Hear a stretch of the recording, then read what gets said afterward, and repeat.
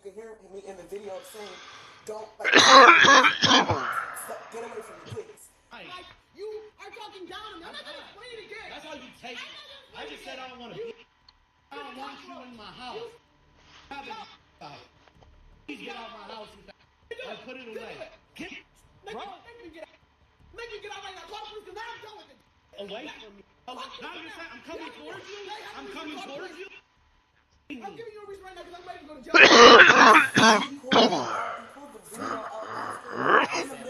But we still have to act on the evidence. So we see the physical altercation striking him multiple times with a knife in your offhand. And that's what we're going on. We tried, like my partner said, we tried to observe the marks that you stated, you know.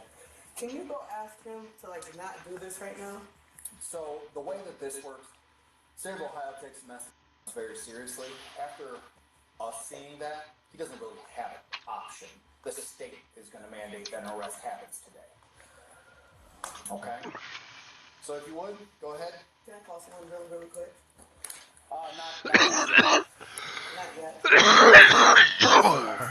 So she made up all of that story, lying about how he was the one who was aggressive, not knowing that he had video evidence of her stupidity and her being the one who actually assaulted him. Now, imagine it was the case that he didn't record this whole ordeal. He probably would have been the one to get in trouble, but, you know, cameras exist now. Hot dog! Is that for me? That's for us. Oh.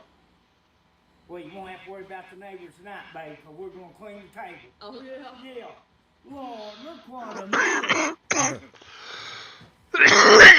You got someone selected or anything? No.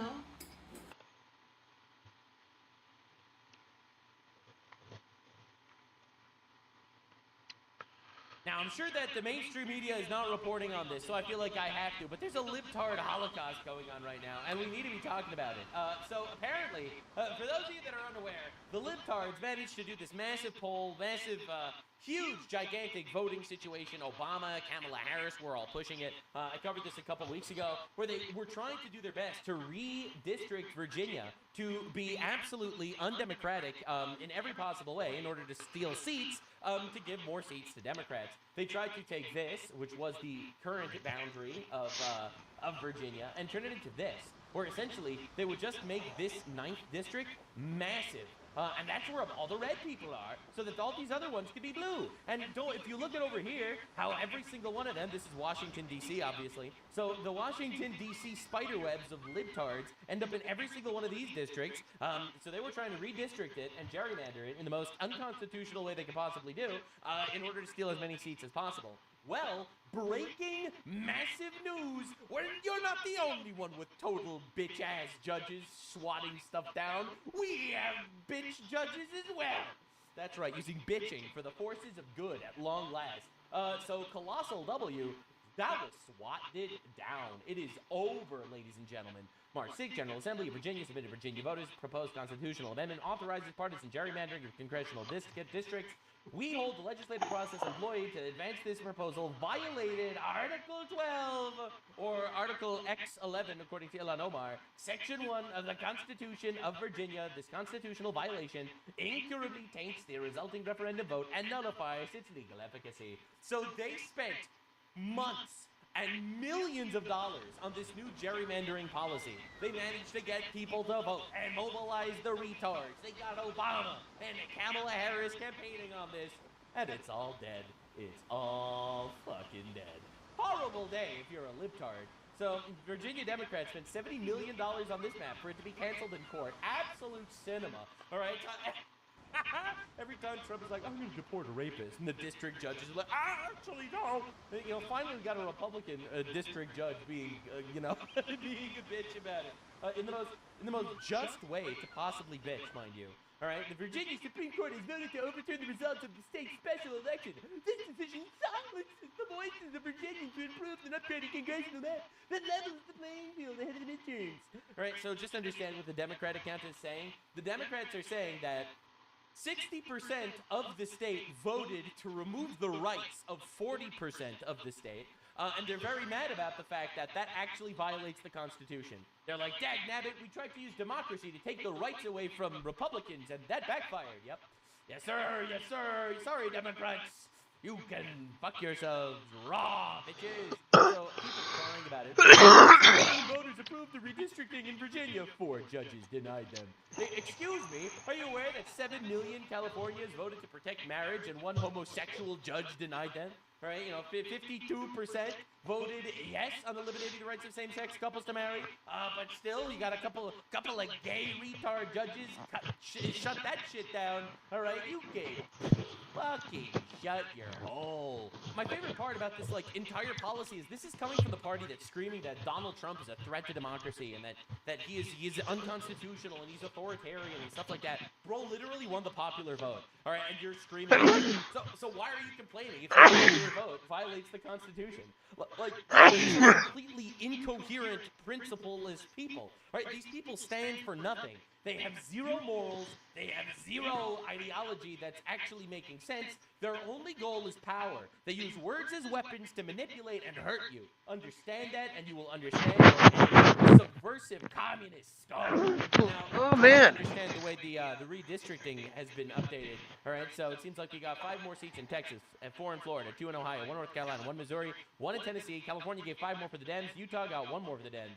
Total passed Republicans plus 14 and Democrats plus 6. And it looks like 3 more Republicans are pending. This is a colossal W.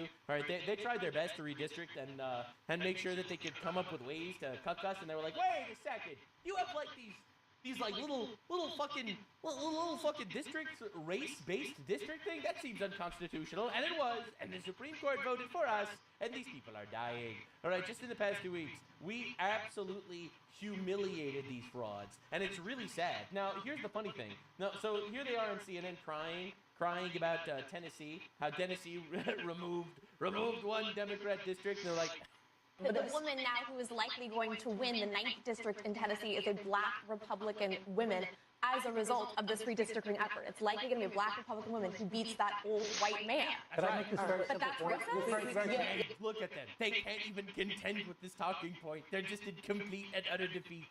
But racism was supposed to be a weapon on their side. We're going to come back. It actually is. We're going to take a quick break, and then Tesla It and immediately cuts to commercial, because how do you contend with that? Sorry, white Democrat, you're getting ousted for a strong, independent black Republican woman. What are you gonna do now? You're gonna call us racist? Oh my God, it's just absolute cinema every day. So, breaking update, Utah Supreme Court Justice Diana Hagan has resigned amid an investigation for having an alleged romantic relationship with the lawyer who argued for the Democrats' Utah redistricting case, which she ruled in favor of. Hey, buddy. How you doing? You gonna come in and hang out with me? Or are you just gonna... Start recognizing patterns. Almost every Oh, buddy. in the country is a woman judge. I'm sorry, I'll man. give you some patents.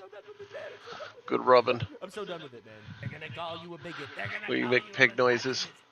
They can't call you a liar. Anyway, so this is just to understand the state of politics in Europe before I talk about the European right-wing election landslide. 'Cause You it's just all sneezed part on me. of the same idea You that just our sneezed entire on me. culture, young men in our generation are standing up and fighting for justice and the will of God.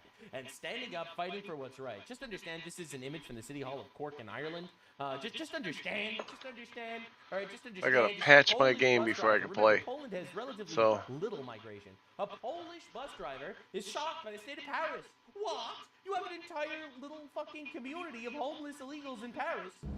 Ciąg dalszy. Nie całej akcji. What's going on here? How do you live like this? This shit Jesteśmy sucks. w centrum, żeby ktoś tutaj pytał, nie? Nie obrzeża, tam jest dworzec główny. This is central Paris. This place is a shit. Skręć w lewo. Yeah, so these people are tired of it, bro. They are tired. All right, so and we're recognizing that no, we don't want to live like that. Now, if you look at a little bit of statistics, I know crime stats they rape the mind of the average leftist because unfortunately leftists are not used to needing to confront reality. Reality is honestly it's a bit of a black pill moment for leftists. You see, they build their entire worldview on non-reality, right? Men could be women, women could be men. All cultures are equal. What do you mean? White people are all the bad guys on the planet. They did slavery, you know. you know, that they bought the slaves from black people and then they abolished slavery. Shh, we don't talk about that, obviously. So leftists, heartbreakingly forced to live in unreality. The moment a little bit of reality slaps them, dick whops them across the face, all of a sudden they have to wake up and be like, hold up, wait a second, hold up. Nothing radicalizes a leftist like reality. 5 highest rape rates in Europe: UK, Sweden, France, Finland, Belgium. 5 lowest rape rates in Europe: Bulgaria, Poland, Slovakia, Greece, Lithuania. Can you tell me the difference between these 5 and these 5? Well, you see, these 5 are very pro-migration, and these 5 are very anti-migration. Now, it's probably a coincidence. It's not a coincidence. It's not a coincidence. It's because there's a lot more Muslims in these countries than in these countries, and Muslims rape a lot more than non-Muslims. Now, you can say that that's Islamophobic, but I don't like getting raped, so therefore that's reality for you. Now, just to understand how cooked this actual nation is, all right, the country is cooked. So this is UK politics. Obviously, young men are coming out in droves voting for the right-wing parties, which was reform in this current little election cycle, giving them an extra 1,580 seats. Labour, the left-wing government that's currently in power, lost 1,597 seats. But just to understand what this means, there are independent Muslim parties that are, like, picking up steam right now. Like, understand how dead this fucking country is if they win, or if they even get close.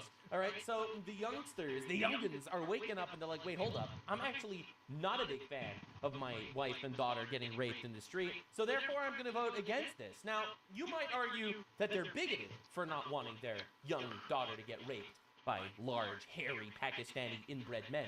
But I personally actually also don't want that to happen. You know, even if they weren't hairy or inbred, which is a low chance, I'll be real with you. But I'm still not willing to take that chance. And now I know why people don't like my videos. They call me racist, but I can't possibly fathom why. It's probably because I'm against rape. Anyway, so just understand, Keir Stalin decided that despite getting humiliated and his own party calling for him to step down, Bro drops a, I'm not going to walk away. And J.K. Rowling, all right, says sprinting away would also be acceptable. Absolute cinema. 130,000 likes. Dude, the people are on this side. They are tired of this. Now, there's a reason why I love pulling up J.K. Rowling tweets for stuff like this. Because J.K. Rowling was a libtard. That's right, you probably don't know this because you're used to seeing like Hogwarts Legacy drama, or J.K. Rowling is getting canceled by trans people that are, you know, shoving frozen tomato paste up their asshole to simulate periods or whatever trans people do these days. But J.K. Rowling is actually a libtard. That's right. You think she's some based conservative just because the radical far left fuck shows are out there trying to... No. You misunderstand something fundamental here. She was radicalized by reality. Once again, the leftist mind is truly a fascinating, living, breathing thing, sort of. It doesn't have truth on its side. It doesn't have biblical principles that it actually believes in, per se. It thinks it knows better. So therefore, it has to create its own worldview. You gotta get up. Lies and bullshittery. And then it's just gonna sit there, huh? So J.K. Rowling, a libtard, all right? I'm not saying this as an insult. I just, statistically, white women in the West are libtards. Statistically. And then all of a sudden she was like, hold up! Are they putting men in women's prisons and they're raping women? But I'm a feminist. Why are my fellow feminists putting men in women's prisons and women's restrooms and women's sports to brutalize women in public? Hold up, it's pretty weird. And then, bam, reality slapped her across the face and everything changed. And now she's like, well, but I'm a feminist. Why do we have these Pakistani grooming gangs? And the government really doesn't seem to be doing anything about that. Hold up. So again, nothing will ever radicalize a libtard more than reality. All right? So again, you have to understand where this is coming from and why this is such a big deal. All right? It's such a big deal that J.K. Rowling is outwardly voting for right-wing parties because she's a libtard. I was radicalized by reality. All right, so, you know, polite notice to those urging me to show blind tribal allegiance, in other words, to lefties, to party that screwed over female nurses who want to change in female-only space, female prisoners housed with male sex offenders, female rape survivors who want an all-female support service. Nope. Sorry, I will not be blindly loyal to the libtard communist reality anymore. No more, actually. Get me out of here. You know, Keir Starmer says, I'm delighted to appoint Harriet Harman as my advisor on women and girls. Harriet is a strong advocate for women and girls, and I know she will deliver great opportunity for women in public life. I commit to tackling structural misogyny. This is a barrier for too many women and girls. I look forward to working with Harriet to drive forward action on this important issue. Uh-oh, is that a community note?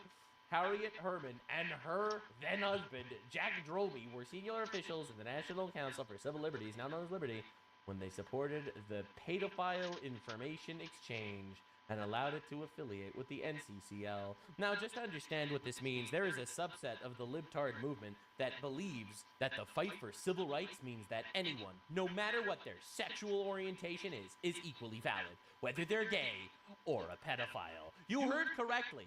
This bitch was running pedophile civil liberty shit.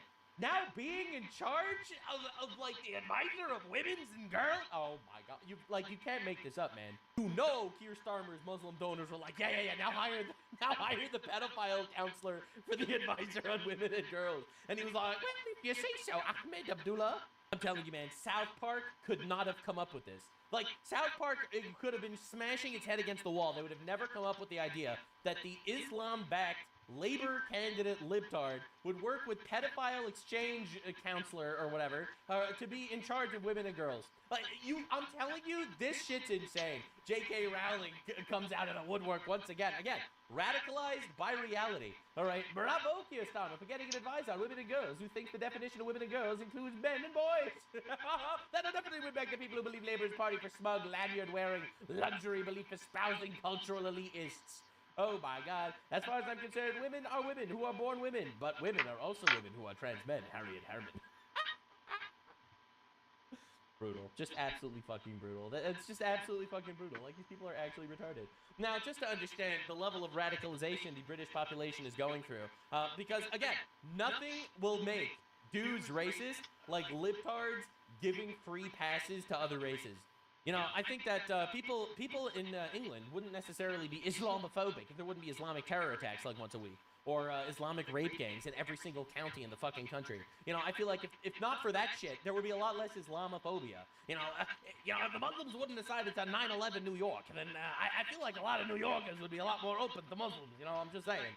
I'm just noticing that. And because they're able to do it again and again without consequences, the government is bending over backwards to get their voting blocks, it's radicalizing the shit out of people. In Bolton, one candidate, all right, this is a candidate for right-wing politics in England. One candidate allegedly wrote on Facebook, just shoot all the Pakis on the spot. Oh my god. Another in Sunderland allegedly said, can't believe the amount of Nigerians in town. We should melt them down and fill potholes. And both were elected by large margins. Oh my god, dude, you are radicalizing these people, man. I'm telling you, bro. You give them another generation like this, they'll elect a fucking Hitler. All right, I'm not even kidding, bro. You don't understand. Glenn Gibbons, Reform UK candidate, said Nigerians should be melted down to fit potholes, has won his race. Oh my god, look at what you are creating. This is what libtardism creates. This exactly is the natural end of libtardism. And people will point out that he's racist, but they're not going to point out why he's fucking racist. Right? I'm just noticing. Now, Nigel Farage is the guy that's in charge of this like mainstream center right-wing party that won in these massive numbers in England. He said that Reform wouldn't even win 1% in Great Yarmouth. Now, Restore rather. Rupert Lowe is in charge of what's called the far-right party in England that wants to deport literally fucking everybody, base. And they said that there's no way he's going to win. He's a fringe right-wing fanatic. The party isn't even registered. He won't be on 1% anywhere. Not even probably in Great Yarmouth. Thank you. You know, and everyone laughs. All right, so this is Nigel Farage in charge of the gay right-wing party saying that Rupert Lowe in charge of the straight right-wing party would never win fucking anything. Well, history made. We won 10 out of 10 seats with overwhelming majorities in every single one. Great Yarmouth first, then we restore Britain. A very special day. For those of you that are unaware of what the actual temperament in the country is, this is fucking insane. This is a guy who started a party like a month or two ago. His name is not even on the ballots because the government is doing their best to censor him, and he's winning every election he's actually able to have right now. This is crazy. All right, you know, Keir Starmer saying he's never going to walk away, he's never going to walk away. Oh, dude, it's over. It's over, man. If you are challenged for the leadership, will you stay and fight? I'm not going to walk away. I'm not going to walk away. I was elected to do in July 2024. Of course the results are tough. They're really Holy shit, are they tough? Tough, and I'm not sugarcoating that. We've lost brilliant candidates who've given their all to their communities, Apparently not brilliant enough to keep their seats. But what people are not understanding is the libtards. Now, some libtards don't live in reality, most. Now, the ones that aren't getting radicalized yet, well, these guys, they're having a bad day. All right, the right-wing party wins by 1,500 seats. The left-wing party loses 1,500 seats. Restore, the radical far-right party, wins 10 out of 10 seats with massive supermajorities. The libtards are losing it. You know the saying, like, I'm not even angry anymore, just disappointed. Well, no, I'm fucking livid and disappointed. Let's go. I'm horrified. Go. They say not to judge a book by its cover, but, like, this is the book, you know? There goes my future. Oh, shit, they're all gay and bald. It's crazy. There goes my future.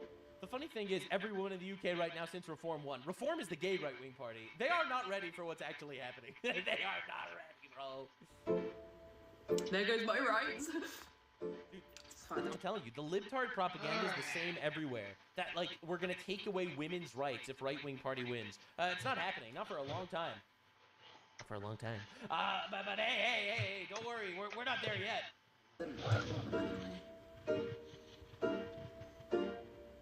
Uh-oh. What's up? You're telling me I moved to the UK for Reform Party to take over after I escaped MAGA? Libtard fled the United States after Trump won to go to England while England is having a right-wing rise up the likes of which we've never seen before. It's truly diabolical. Libtard L's everywhere. Fine. It's absolutely fine. I know that the Oi Saveloys are going to be all over the internet today. Oh, we won, we're coming to get you to pull. I'm alright. My area, there wasn't even, I swear there was like one Reform candidate and he's not getting in. So I'm probably going to have a Green councillor, if I'm honest with you. Green is like the gay libtard Islamists. This is going to be all green in my area, and that's fine with me because I will get the local services that I need and deserve while you lot. I deserve local services. Libtardism, ladies and gentlemen. I deserve the things that other people work for. Get nothing. So, who's laughing now? I have a question for all the people that have voted for Reform. What's going to happen to your cheeky Chinese? What's going to happen to your donut kebab? What's going to happen to the food and the takeaways that you like to get? We'll keep the recipes and deport the people space. What's going to happen to that? What do you want? Since you I want love these people are so pathetic. It's to crazy. vote. I'm sorry. Why are people actually voting for Reform? Did you learn nothing from Brexit? They're not a party. They're a business. They don't care about the people. They don't care about you. That's right. The reason why it's so important that Reform won isn't because I have any faith in the Reform Party. It's because it just shows the temperament of the people, and the people are fucking tired of the leftoid globo homo ideology that's being pushed on everyone. With this country aren't coming in boats, they're flying in private jets. They're sitting in the Houses of Parliament. But you ooga booga caveman brain bastards believe anything these politicians say blindly without fact checking it yourself. Guys, genuinely, why are there people openly supporting racism? Now, why am I seeing bare people? Dude, I love when Muslims complain about racism because the Quran is like one of the most racist books I've ever read in my entire life. It's like openly saying Muslims are superior and non-Muslims are immoral cattle. And it's like, and you got these guys lecturing you, man. It's vote reform. I'm sorry, but how are there even videos of school children saying vote reform? Are you even educated? Maybe they were raped. On what it's about, why? When you're saying vote reform, do you know even what you're talking about? Oh, yeah, they do. Are you even educated? Yeah. Because to me, it looks like you don't know what you're talking about. To you. You're encouraging people to vote reform, and they don't even know what they're doing. She's scared, guys. She's Reform scared. supports people being deported back to their home country. It supports racism. I love that she calls it home countries. You are literally a British citizen in England, and you are still calling wherever shithole you came from your home country. Yep. So excited. Yeah, Reform's gonna win. No, it's a local election. It's local. It's a local election. So why are you understand? So that means that it's for the area. So they're not actually. And by the way, this is like a 5-minute compilation. People are just losing their minds. But what about the gays? Are the gays gonna lose rights? some things that I don't think you should be allowed to do if You should not be allowed. you vote reform. Get Indian You food. should not be allowed to get Indian food if you vote to deport the illegal Indians. Bro, these people are fucking awesome. Like, it's incredible that they still exist, but they do. They're a slowly but surely dying breed. They will exist to be made fun of for a while, and I'm very happy to help. So just to understand, everyone's noticing this temporal shift, this worldwide Overton window-shattering cataclysmic event that's happening everywhere. Virginia referendum got struck down. Well, again, I think that's amazing. They tried to rewrite the rules again, and they got written out of the picture. And so now them redistricting and then, like, you know, rigging things, etc. That UK liberals crying on X over UK elections. It's a big day, and reform won in the UK. The big day for crying retards. Get your crying retard stocks in now. Virginia redistricting fell through, and obviously everybody is crashing out. Like, if you don't know what your gender is, today is Look at that. So Republicans in the House now have a slight advantage over Democrats. Well, no, that's not enough. You'd have the biggest advantage possible. But we need more. We're just gonna lick my arm, huh? We're here to save Western civilization. It won't end here. This is only the beginning. So, libtards crying, get fucking used to it.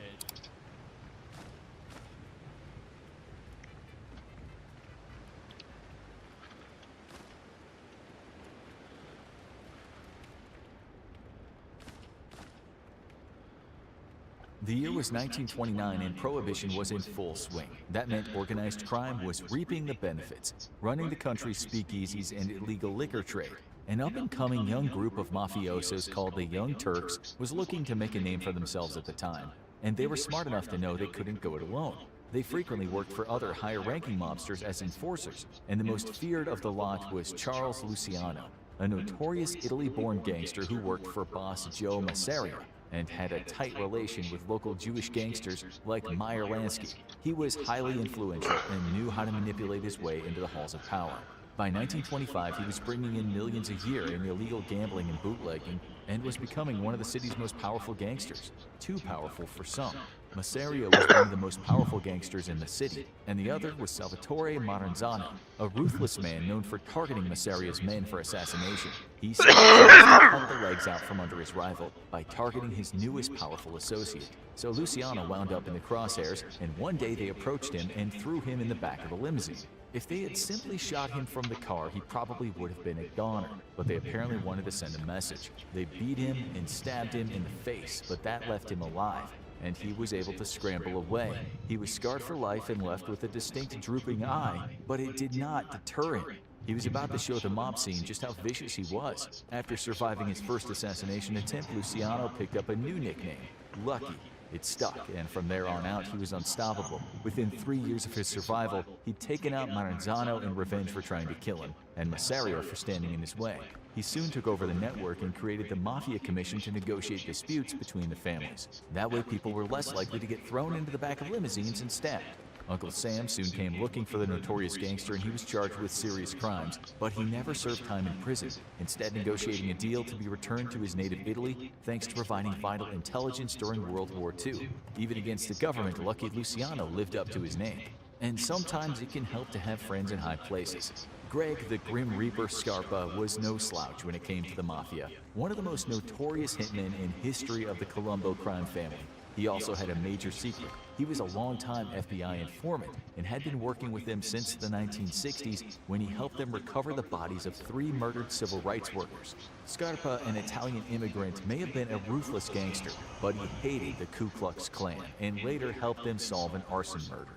But he wasn't satisfied with his payment. A good deed well done didn't cut it for an aspiring mob boss, so the two parties broke ranks for a while, and Scarpa quickly became a fast-rising figure in the New York mob scene. Not only was he a trusted advisor to boss Carmine Persico, but he was his top enforcer and an infamous hitman, and that put a target on his back. While Scarpa had become deeply enmeshed with the mob, he'd also reconnected with the FBI in 1980 and taken a 6-figure payday for his services. He had a tight relationship with the FBI agent Lindsay DeVecchio, exchanging gifts with him, including a hard-to-find Cabbage Patch doll. He was also a sickly man, having contracted HIV from a tainted blood donation. As he got sicker, he told people in the family he was battling cancer. But other enemies didn't want to see him live to die from that. The acting boss, Victor Arena, saw Scarpa as a wild card loyal to Persico, who was currently in prison, so he made his move, targeting not just Scarpa but his daughter and baby grandson. Cars full of hitmen chased them as Scarpa's instincts kicked in. He drove away as the gunmen approached, led them on a chaotic car chase, and even crashed into some bystanders along the way. He got away, but it would be a Pyrrhic victory. This kicked off a full-on war between loyalists to Persico and Arena, and Scarpa led Persico's forces. But while taking out his rivals and suing the hospital that accidentally gave him HIV, he was arrested for gun crimes and placed on house arrest. He would soon be charged with many of the murders he committed as a hitman, and would eventually be targeted at his home, losing an eye in a shootout. By the time he saw the courtroom, he was a very sick man and pled guilty. He would be sentenced to life in federal prison, but the sentence was reduced due to his poor health, and he would die less than a year later in the prison's medical ward. And it wouldn't be until after his death that the full extent of his FBI cooperation would be revealed. Sometimes it's all about who you hire. Anthony Indelicato went into the family business, and the family business was killing. The son of the Bonanno mob boss Alfonso Indelicato was a fast-rising hitman in his father's organization. And by 1979, he was a key player in assassinating rival boss Carmine Galante. But his father's ambition was rubbing many rival gangsters the wrong way, and a power struggle soon erupted. The Indelicato clan was closely aligned with two other bosses, and they wanted to knock off the rival heads and take command of the whole organization. But when the rival Massino faction got a hold of the plot, they got the jump on them and put out their own hit. And it was about to make Anthony Indelicato one of the most wanted men in the mafia. But sometimes one little piece of missing information can screw up a whole operation. Massino and his ally, Dominic Napolitano, kept things local for the main targets, and they successfully engineered a hit that took out Alfonso Indelicato and his two closest allies. But they also wanted the son dead to ensure that he wouldn't be able to avenge his father. Napolitano had an associate he was looking to promote, and he felt it was time the recruit made his bones as a made man. That meant killing someone, and Indelicato, who had barely avoided being at his father's fatal meeting, was the perfect target. So he gave his friend Donnie the information and waited for word that the last major player of the Indelicato family would be snuffed out. But Donnie had other plans. He was actually Donnie Brasco, aka Joseph Dominic Pistone, an undercover FBI agent who had pulled off one of the most in-depth infiltrations of the mafia in history. Shortly after the hit was ordered, Pistone's infiltration ended and he was withdrawn.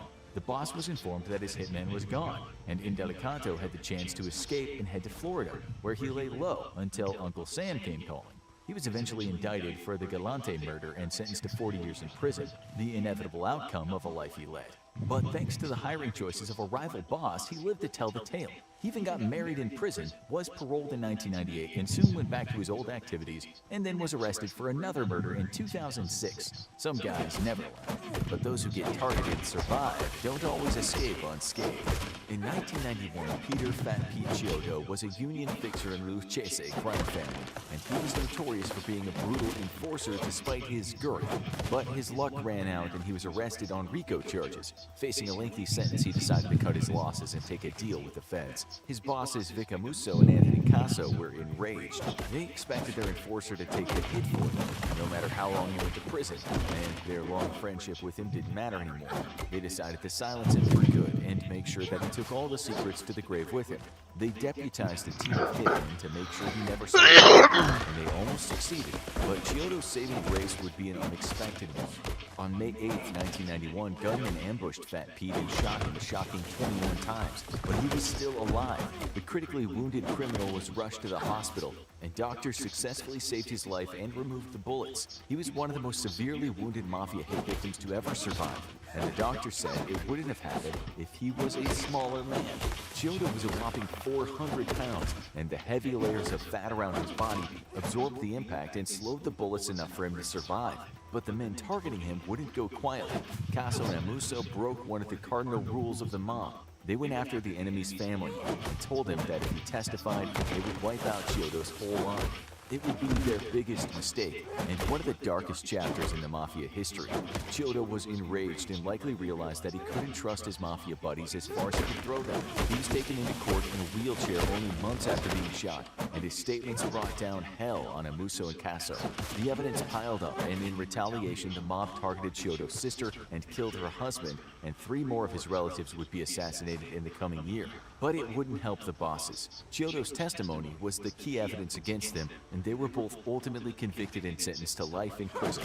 As for Chiodo, he did the only thing a man with powerful enemies could do, and disappeared into the Witness Protection Program, where he might have used his impressive build to intimidate the head of the Homeowners Association. But not all targets of the Mafia are their fellow Dons. He might be associated with more other things now, but there was a time when people didn't know Rudy Giuliani was a singing jack-in-the-box or a failed presidential candidate or even a mayor. They knew him as the hard-nosed state prosecutor from New York, a proud Italian-American who had no problem taking on his own community and fighting the Mafia's influence in the city. Under the new RICO Act, the government had many more tools to go after the Mafia, and it wasn't long before the heads of the 5 families were under arrest and facing serious charges. It was the biggest move against the Mafia since Elliot Ness took down Al Capone, and it got the attention of people around the world, and some of them were less than happy. The heads of the Mafia families met to vote on whether to take out Giuliani, and several voted against it due to how much heat it would bring down on them. There was no better way to get the attention of the government than to kill one of their men. But while the Lucchese, Bonanno, and Genovese families voted no, the infamous Gambino boss John Gotti was ready to go to war. The 5 families weren't going to be the ones to do it, but that didn't mean Giuliani was safe. Because the seats of power in the Mafia aren't all in America, and word got abroad to the Sicilian Mafia about his prosecutor taking Oh, holy shit, coming out of nowhere? The boss of all bosses, Salvatore Riina, apparently not only wanted Giuliani taken out, he was willing to send a hitman to the United States to pull it off. So, what saved the future mayor's life? The reported price on Giuliani's head was a whopping $800,000, one of the biggest contracts ever placed on a politician. But no attempt on Giuliani's life was ever made, at least not that we know of. Giuliani only revealed the plot years later on the Oprah Winfrey Show and commented that a later contract on him by a boss sent to jail for a century was only half the value of the original contract. He'd gone down in value as a target. Maybe the hitman thought the risk was a little too high, but while Giuliani emerged unscathed, not everyone he was close to was so lucky. Famously anti-mafia judge Giovanni Falcone, a close friend of Giuliani, was taken out by Riina's men not long before Giuliani was elected mayor. And he wasn't even the highest profile New York politician to wind up in the Mafia's crosshairs. Maurizio Avola isn't exactly a trustworthy source. The notorious Cosa Nostra hitman went to prison for life for dozens of murders and armed robberies. But when The Guardian interviewed him in 2016, he had a story that the whole world paid attention to. The Sicilian Mafia usually kept to the island, maintaining an iron grip on its crime scene. So, what would possess the criminal organization to try to kill a sitting New York State governor? Especially when it was a proud Italian-American like Mario Cuomo. The popular governor was anti-mafia. Good luck finding a pro-mafia governor in the modern era, but he hadn't picked as many fights with them as Giuliani did. That made a high-profile assassination attempt on him a little puzzling. It turned out that the reason had very little to do with Cuomo himself. By 1992, the war between the Mafia and the state in Italy was full speed ahead. 2 prominent anti-mafia judges had been killed, and the Cosa Nostra wanted to make a statement. They wanted everyone to know that the country was theirs to run, and what better way to do that than target prominent politicians and members of organizations to make clear to the whole world that no one was safe from their reach. This was around the time that the 3-term governor decided to make his return to the ancestral soil, and Avola got the idea to target him from his godfather? Maybe read up on the spiritual guidance part of that job description. The idea was that targeting a high-profile American politician would warn the Americans off interfering in mafia business. This may not have been the smartest move.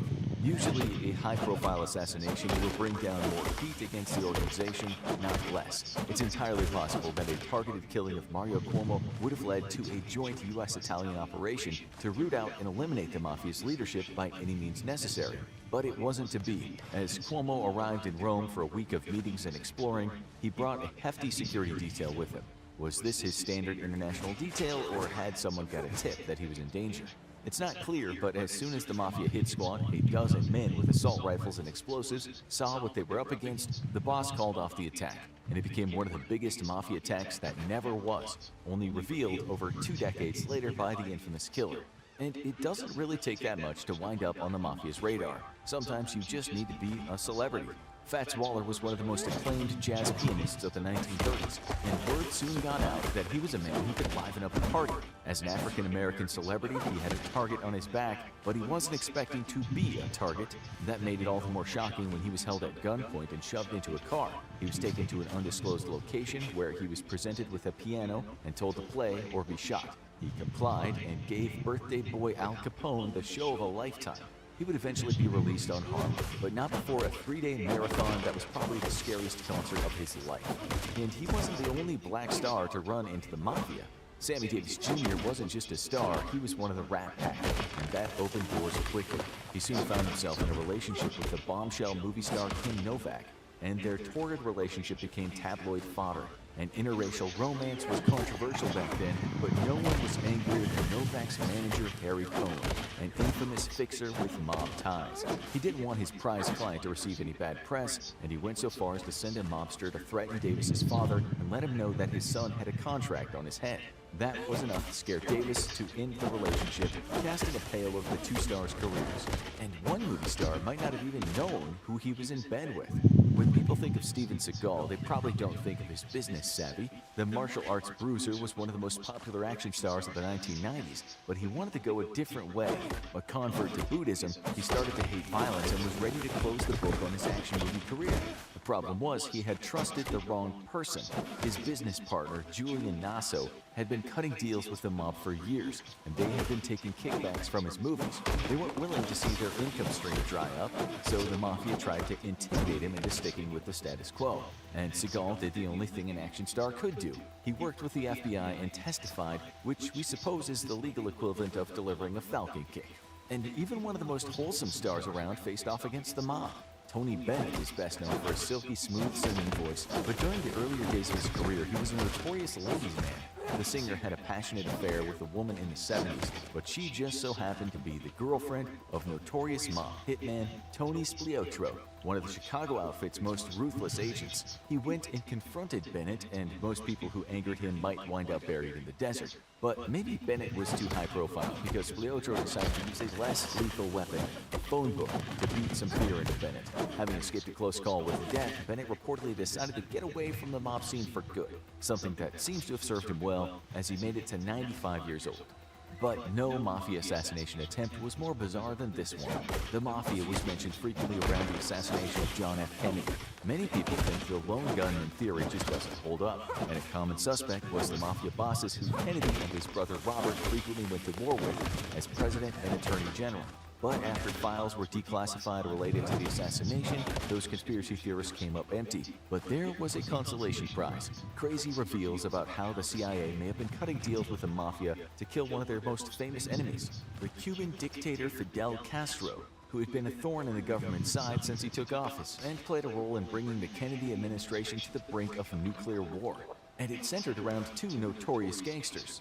Sam Giancana and Johnny Rosselli were two mid-level mobsters who were looking for a get-out-of-jail-free card. The CIA was looking for some dirtbags who could do their dirty work without the government being implicated. And the two mobsters had a personal grudge against Castro, too. He had closed down their lucrative casinos in Havana when he nationalized the economy, and they were looking for revenge. After the failed Bay of Pigs invasion, the government couldn't risk being caught directly attempting to take out Castro, so they outsourced. But while the CIA thought they were getting the best gangsters in the world, they in fact were actually recruiting the gang that couldn't shoot straight. Because every time Giancana and Rosselli made an attempt on Castro's life, it went horribly wrong. The arrangement was nearly derailed from the start. When it came out that the mobsters had recruited CIA operatives to bug the hotel room of a love rival of Giancana's, the government decided not to prosecute the goons, to not derail the operation, but it was enough to make Robert Kennedy swear off working with the mafia in the future. But things didn't get any better from there. Attempted assassins got cold feet, many of their business connections seemed more interested in spying on rivals, and the plans largely went nowhere. When JFK was assassinated, the new administration wanted the CIA to get out of the cloak and dagger business. Giancana fled to Mexico, Rosselli wound up managing casinos for Harold Hughes, and as for Fidel Castro, he outlived 7 presidential administrations. Want to learn more about the secrets of the Italian mafia? Check out FBI Reveals Secret Mafia Initiation Ceremony, or watch the killing methods in Sicilian mafia families for the grim and gritty details.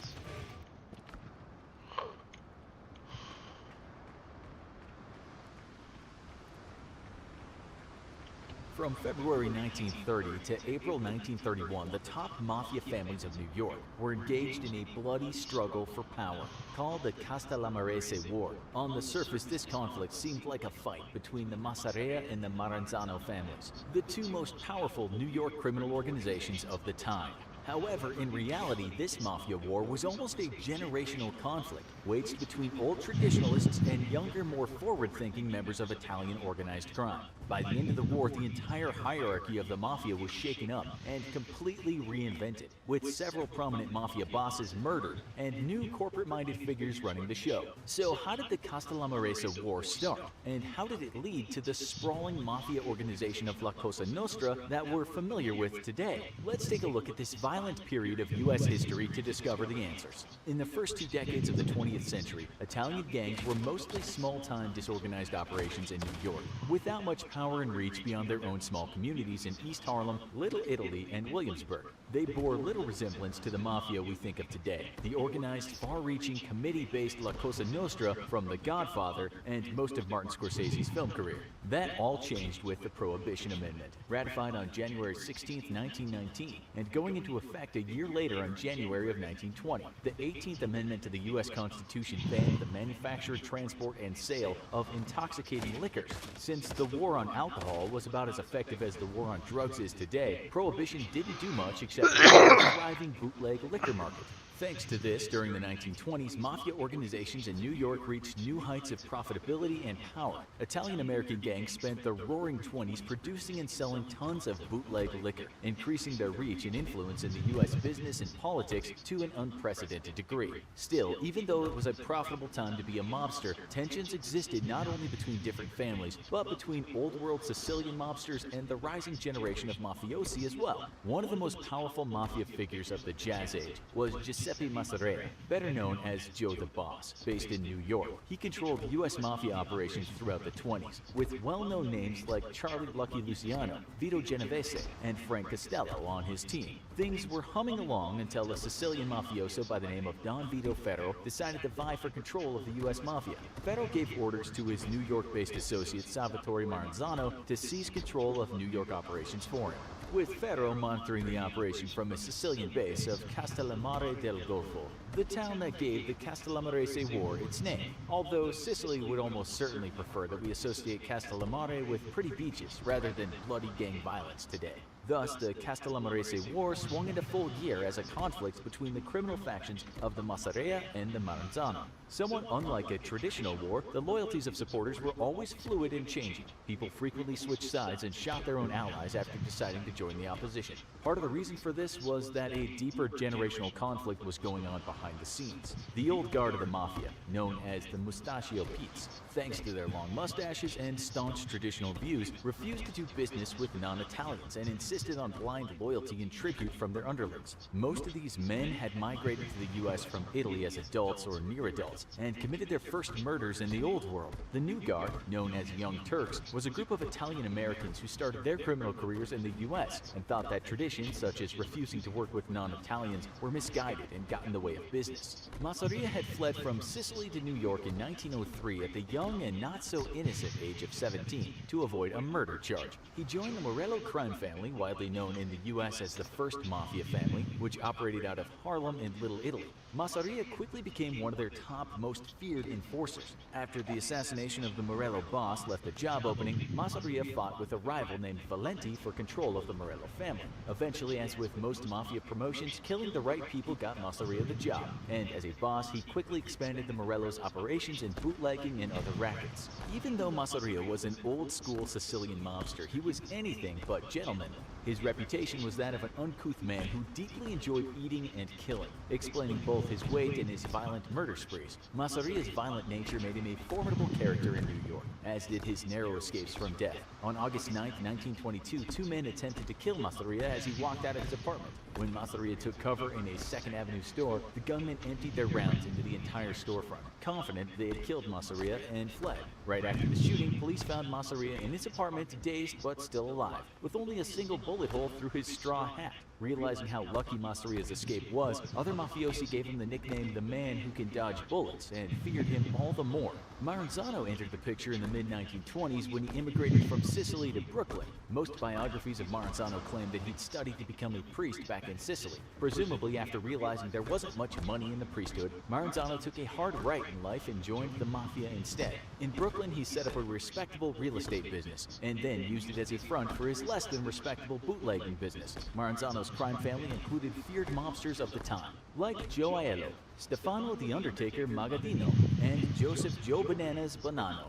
There was always tension between the Masseria and Maranzano sides. Both were vying for a bigger share of the New York bootlegging market, and in the 1920s they started hijacking each other's alcohol trucks. It's still unclear who declared war on who because, surprisingly, the testimonies of all mafia hitmen about who started the war turned out to be conflicting and untrustworthy. Regardless, many sources believe that Masseria fired the first shot of the war by killing Gaetano Reina.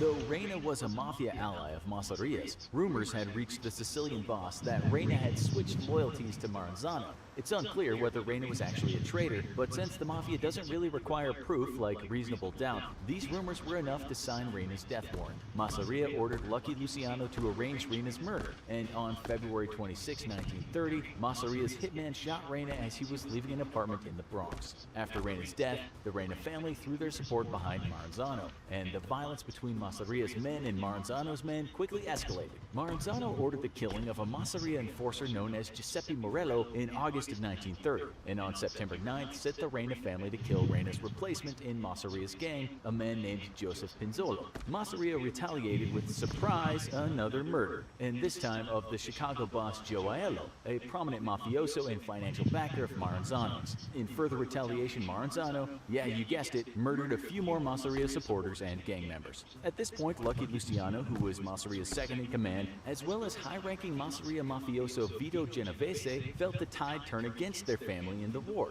They'd been lukewarm about the idea of a protracted war from the start, believing that all the murders and violent rivalry were pointless, and sidetracking the mafia from their more profitable bootlegging, racketeering, and smuggling pursuits. In fact, as an informal leader of the progressive Young Turks within the mafia, Luciano had come into conflict with Masseria even before the war. Luciano had conducted business with Jewish mobster Bugsy Siegel and Meyer Lansky, the latter of which was Luciano's childhood friend. Masseria disapproved, believing his gang should deal only with Italians. Luciano and other young mobsters like him saw the millions that could be made by forging alliances with Jewish and Irish gangs, and believed Masseria was out of touch and incapable of pushing the mafia into the future. Because of the troubling developments in the Castellamarese War and Luciano's beliefs about Masseria, Luciano and Genovese started talking secretly to Maranzano and offered to betray Masseria if Maranzano would agree to end the war. On April 15, 1931, as Luciano, Masseria, and various associates were eating at the Nuova Villa Tamaro restaurant in Coney Island, Luciano excused himself from the table to go to the bathroom.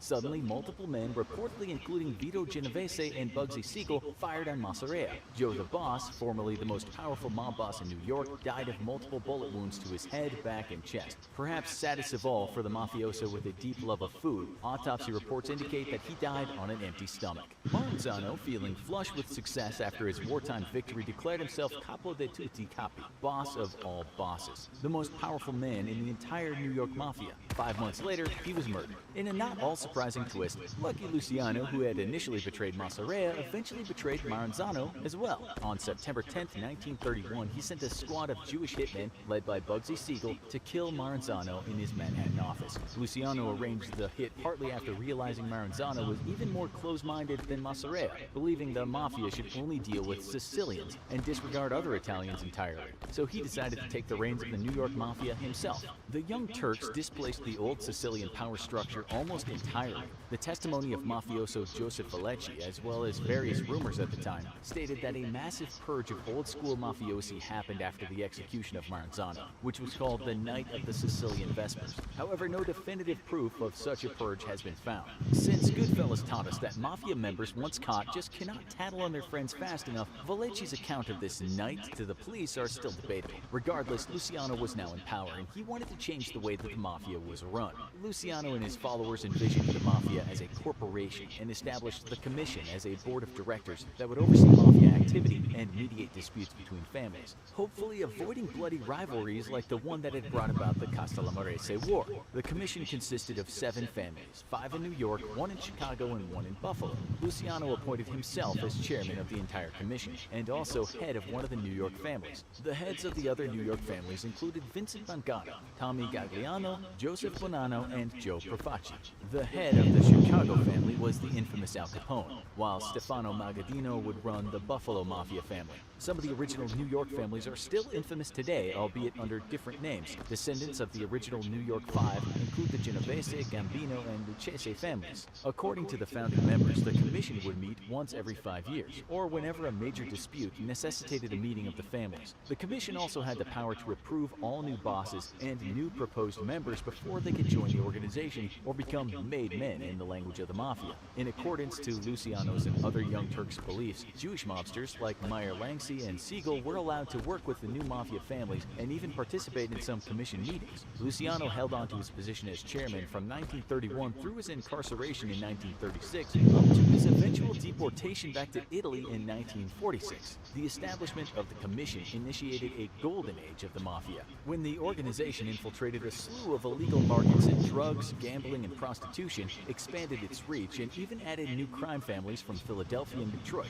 However, the prominence of certain mafia families and their bosses drew the attention of law enforcement, who started to take a closer look at Italian-American organized crime and even infiltrated certain families in the 1980s. Eventually, then U.S. Attorney Rudolph Giuliani indicted 11 senior organized crime members in 1985, including the 5 heads of the New York families, for extortion, labor racketeering, and murder for hire. According to law enforcement reports, though, the commission still exists today. It boasts fewer numbers and less influence, as it's down to just 6 families. The last official commission meeting that included all 5 New York bosses was reported to be in 1985, with John Gotti calling one last meeting with partial attendance in 1988. Higher law enforcement scrutiny following the 1985 Mafia Commission trial has forced the Mafia further underground. Since the Mafia is carefully hiding its activities more than ever, no one can be sure how powerful the current criminal organization is right now.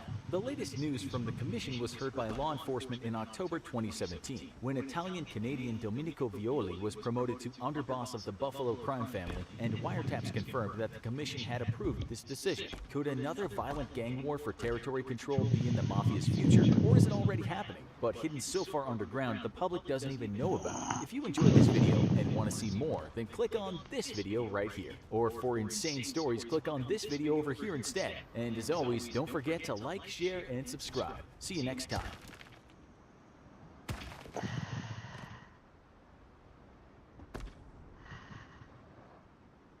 A wise man once said, "I'm gonna make him an offer he can't refuse." You know what that meant, don't you? Agree to the offer or die. It's a line actually taken from the movie The Godfather, spoken by the fictional mob boss Vito Corleone. It might have been a made-up line, but make no mistake, the Mafia have made many people offers they can't refuse. This organized crime syndicate born in Sicily, Italy, was relentless. At times, those mobsters could be cruel, brutal. So at home, with violence and killing, you might think the majority of the members had a bad case of psychopathy. Today, we'll show you just how brutal those people were. And perhaps at the end, you can tell us if you think you have what it takes to be part of the Italian-American Mafia. Killing the killer of all killers. We'll start with what you might call the typical hit. The man who got taken out was actually one of the most feared members ever in the Italian Mafia. He killed maybe thousands of people according to the FBI, which would make him one of the deadliest mobsters of all time. We should say that some people think thousands is an exaggeration, but let's just say he didn't shy away from an assassination. His name was Albert Anastasia, and although he might have had quite a beautiful surname, on the street he was sometimes called the Mad Hatter, or the Lord High Executioner, due to his murderous temper and remarkable body count. He became one of the bosses in a contract-killing outfit we mentioned in our last Mafia show. That outfit was simply called Murder Inc., so you couldn't say there was much confusion regarding what their line of business was. After the Gambino family boss was murdered, this guy Anastasia became a boss himself. It's widely believed that he actually ordered the hit. But you've all heard that expression, heavy is the head that wears the crown. And the Mad Hatter didn't just lose the crown, but he almost lost his head. In October of 1957, he went to get a haircut and a shave, and it didn't end well. Men walked into the barber's and opened fire while he was in a chair. He then jumped from the chair and went for the men, but they just kept firing until his body was riddled with bullets. You can actually see the aftermath photo online. A certified psycho. If you've seen that photo we just talked about, the one taken after the murder of mob boss Carmine Galante is far worse. The body looks like it's been clawed at by zombies. When alive, he was described as having dead eyes, of being so cold you could barely look at him. In fact, one of the detectives that investigated mafia bosses once said the only mobster ever to scare him was this guy. With good reason too, because he felt not even a pang of guilt hurting or killing people. In fact, he enjoyed it. When he was in prison in 1931, a psychologist diagnosed him with having psychopathic personality disorder. So that explains a lot. Standing at just 5 feet 5 inches, he might have also had little man syndrome. In 1974, after a boss was sent to prison, Galante became the boss himself. The thing was, this wasn't approved by the round table of bosses called the Commission. They took umbrage with the guy just planting himself in the big chair, and weren't too keen on him trying to control the business of narcotics and not sharing the winnings with the 5 families. Suffice to say, when you rankle the bosses, there is usually a debt to pay. That debt is usually your life. In 1979, Galante was having a bite to eat at a place called Joe and Mary's Italian-American restaurant in Brooklyn. He didn't finish that meal and was gunned down. If you look closely at the aftermath photo, you can see a cigar in his mouth. That was put there by the killers. The reason was Galante loved his cigars, and as we said in our last Mafia show, murderous mobsters would often do something to the corpse in some way to make a point. In this case, here's your last smoke, Carmine. Let this be a warning to anyone else getting on the wrong side of the commission. Citizen sleuth. There's a saying that crime doesn't pay, but being a good citizen and telling on criminals doesn't usually pay either. We will explain. There was a man called Willie Sutton, who was actually one of America's most prolific bank robbers over a 40-year period. He spent much of his life in prison, but he managed to escape 3 times. One time, he was locked up because a salesman called Arnold Schuster spotted him on a subway train in New York in 1952. He was sure that he'd seen the face before, and so he followed him, realizing it was the infamous bank robber. He called the cops and Sutton was arrested. What does this have to do with the mafia? Sutton was Irish-American after all. Well, as the story goes, Mr. Schuster got his 5 minutes of fame for his good deed, appearing on lots of TV shows and doing interviews. He was a working-class American hero helping to take down one of the bad guys. Okay, so you remember the man called the Mad Hatter? Understandably, the Mad Hatter didn't much like good citizens, and one day he was watching TV when he saw Schuster. He then saw him again, and again. It bugged him how much the public loved this man. Allegedly, he said to his friend, "I can't stand squealers, hit that guy." Not long after, and Schuster was found outside his home on the floor. He'd been shot twice in the groin and once in each of his eyes. That's more mafia symbolism for you. It turned out that the killer was a mobster called Frederick Angel of Death Tenuto, and he had once escaped from prison with Sutton. But years later, during another court hearing, another mafia boss said the order to kill Schuster was given by Albert the Mad Hatter Anastasia. Tenuto was also later presumed killed after he went missing, but we don't know why. It's happening today, too. Before you start to think the mafia is old news and this kind of thing doesn't happen these days, listen to this. In 2019, a mafia boss called Frank Cali was gunned down right outside his house in New York. This might not have happened for a while, but when a boss gets hit, it usually means one thing: war. You can't take out a boss without someone getting upset, and analysts fear that the killing of Mr. Cali could be the start of a feud. According to those analysts, the mafia is alive and well, and business is still going on, though perhaps not booming, and they try very hard these days to stay away from the spotlight. That means no flashy-looking guys walking into clubs with a cigar in their mouth, looking like they own the place, or at least they'll have the power to burn down the place if they feel like it. They still have rackets, they still traffic humans, guns, drugs, and they still have their fingers in a lot of underground pies. As one analyst put it like this, the economy is bigger now. There's more to be had. The pie is bigger. Now, apparently the mafia work with the Mexican drug cartels, having become part of a massive distribution network that floods the world with drugs. That analyst said if you're buying drugs in Europe, it could have been the American mafia that got them there for you. We just don't hear the word mafia much these days. Entertaining Capone. The mafia boss called Al Capone needs no introduction because he's probably the most famous Italian-American mobster of all time. The man, sometimes called Scarface, is a difficult character to pin down. Sometimes he could show he had a heart of gold, and other times he was incredibly ruthless. This story is about a comedian and singer called Joe E. Lewis. He wooed the crowds at Chicago's famous Green Mill nightclub, a club that was partly owned by Capone's lieutenant, Jack Machine Gun McGurn. Because of this, it was famous for being a mobster hangout. Capone had his own booth there. The thing is, when you kind of work for a mob-run club, you don't stop working until they allow you to.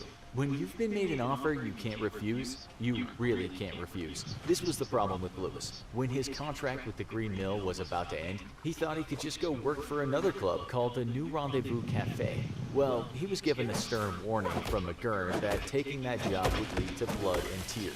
The New Rendezvous Cafe was partly owned by another outfit, so losing one of his best entertainers to another mob kind of irked McGurn. To say the least, he wasn't keen on the idea of Lewis switching jobs. Lewis took the job anyway. In 1927, he was attacked in a hotel, and his throat was sliced the whole way around and tongue severed.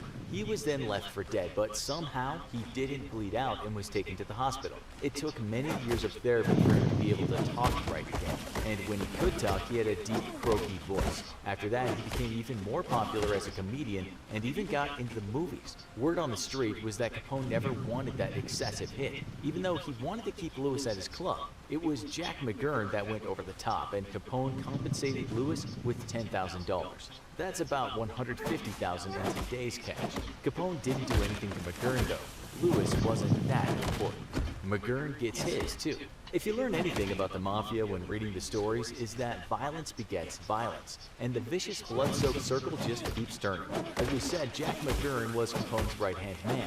He played an important part in the outfit when Capone was filling his pockets with gold during the Prohibition days. But as we demonstrated, Jack had a bit of a bad temper. He had a pretty rough upbringing, being a boxer and also allegedly taking out the killers who had assassinated his own father. Violence begets violence, you see. It's also said McGurn could have been one of the orchestrators of the St. Valentine's Day massacre, but that's not been proven. He was a wanted man, and when law enforcement put together their famous public enemies list, he was the fourth guy on the list. But life didn't end well for him, and at some point he was abandoned by the mob and left totally broke. In February 1936, the day after the 6th anniversary of the St. Valentine's Day massacre, he went bowling for his last time. He was gunned down by 3 masked men. They left a little poem next to his body. It read, "You've lost your job, you've lost your dough, your jewels and cars and handsome houses, but things could still be worse, you know. At least you haven't lost your trousers." This kind of exemplifies just how cold these guys could be, but we guess you could say they were creative. No one really knows who killed him, but a lot of speculation led it to being other mobsters who didn't like the fact that McGurn bragged a lot about the business, and so was a liability. It might not have been the Italian mafia, though, and could have just been someone from the Irish-American mob. Payback, perhaps, just as McGurn had avenged his father. A hands-off kind of murder. We expect many of you have heard of the movie Donnie Brasco, which tells the true story of how an FBI agent managed to get in with a mafia crew run by Dominic Sonny Black Napolitano by pretending to be a crook himself. For years, that agent gave a lot of evidence to the FBI, but in time, the FBI would reveal to Napolitano that he had an agent in his crew for years. The operation ended because the agent had been ordered to do a hit, and that was a bridge too far for the FBI. They told him the truth will come out, and so the best thing to do would be to go into the witness protection program. This was not what Napolitano wanted to do, being renowned as a proud and ruthless executioner feared by many. The agent once said about him, he was a vicious killer. He would kill anybody in a heartbeat if you crossed him. Despite that, the agent and him actually got along really well. In fact, it came out that Napolitano was okay with what he knew would happen, saying he had no bad feelings about the agent. All in a day's work. That's how it went. The mafia bosses were, of course, quite peeved with him for not discovering that he'd had a cop on his team for 6 years. On August 17, 1981, Napolitano was asked to come to a meeting. It would take place in a basement, and we all know what happens in the basements of Italian-American mobsters. Not much laundry and DIY, that's for sure. He was well aware he was going to be killed, and so he gave his jewelry and his apartment keys to his favorite bartender. He told that man, please take care of my pigeons. Apparently, he loved those birds. When he got to the basement, a bunch of mobsters did the deed. As for the birds, witnesses said the day after the mobster went missing, someone got rid of them. A mob boss later said he died like a man. When his body was much later discovered, it was found that the hands had been cut off. In a mafia court case, it was later revealed that this was a warning to any other mob boss, that when you invite a man into your crew, you should always be properly introduced by someone else. Don't shake hands with just anyone. As for the agent, when he found out about the hit, he said, my intention in all of this was to put people in jail, not get them killed. So, do you think you would have liked to be in the Italian-American Mafia? Tell us in the comments. Also, be sure to check out our other video, Most Horrific Crimes, the Italian Mafia, Part 1. Thanks for watching, and as always, don't forget to like, share, and subscribe. See you next time.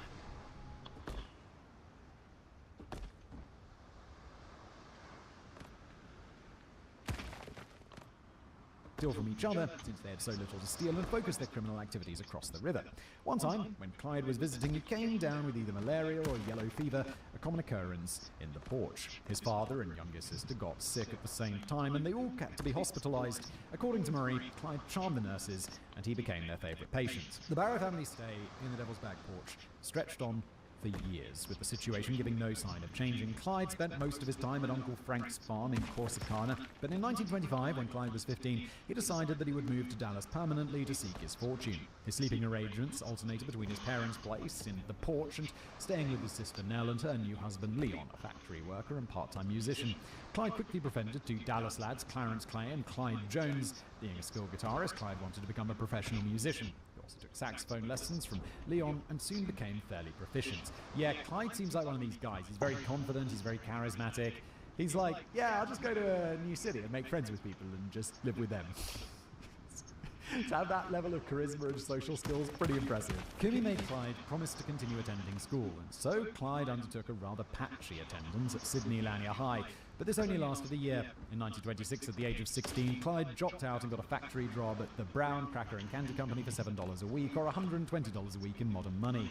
This wage was not enough for Clyde, since he wanted to purchase some swanky clothes to attract girls. So he switched up to a 60-hour work week at the Procter & Gamble factory that earned him $18 a week, or $312 a week in present-day currency, which was better, but still nowhere near a living wage. Then Clyde sought another pay bump by working as a glazier at the United Glass Company, and soon after, he attempted to enlist in the US Navy. Clyde even got the letters USN tattooed on his arm, but he was rejected. So Clyde returned to earning a pittance at the glass factory.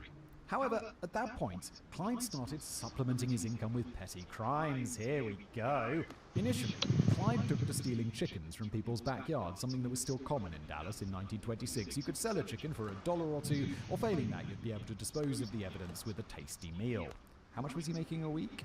$18, and you could sell a chicken for $1, so he'd have to steal like 3 chickens a day to do better than what he was making at the company. That's crime does pay, doesn't it?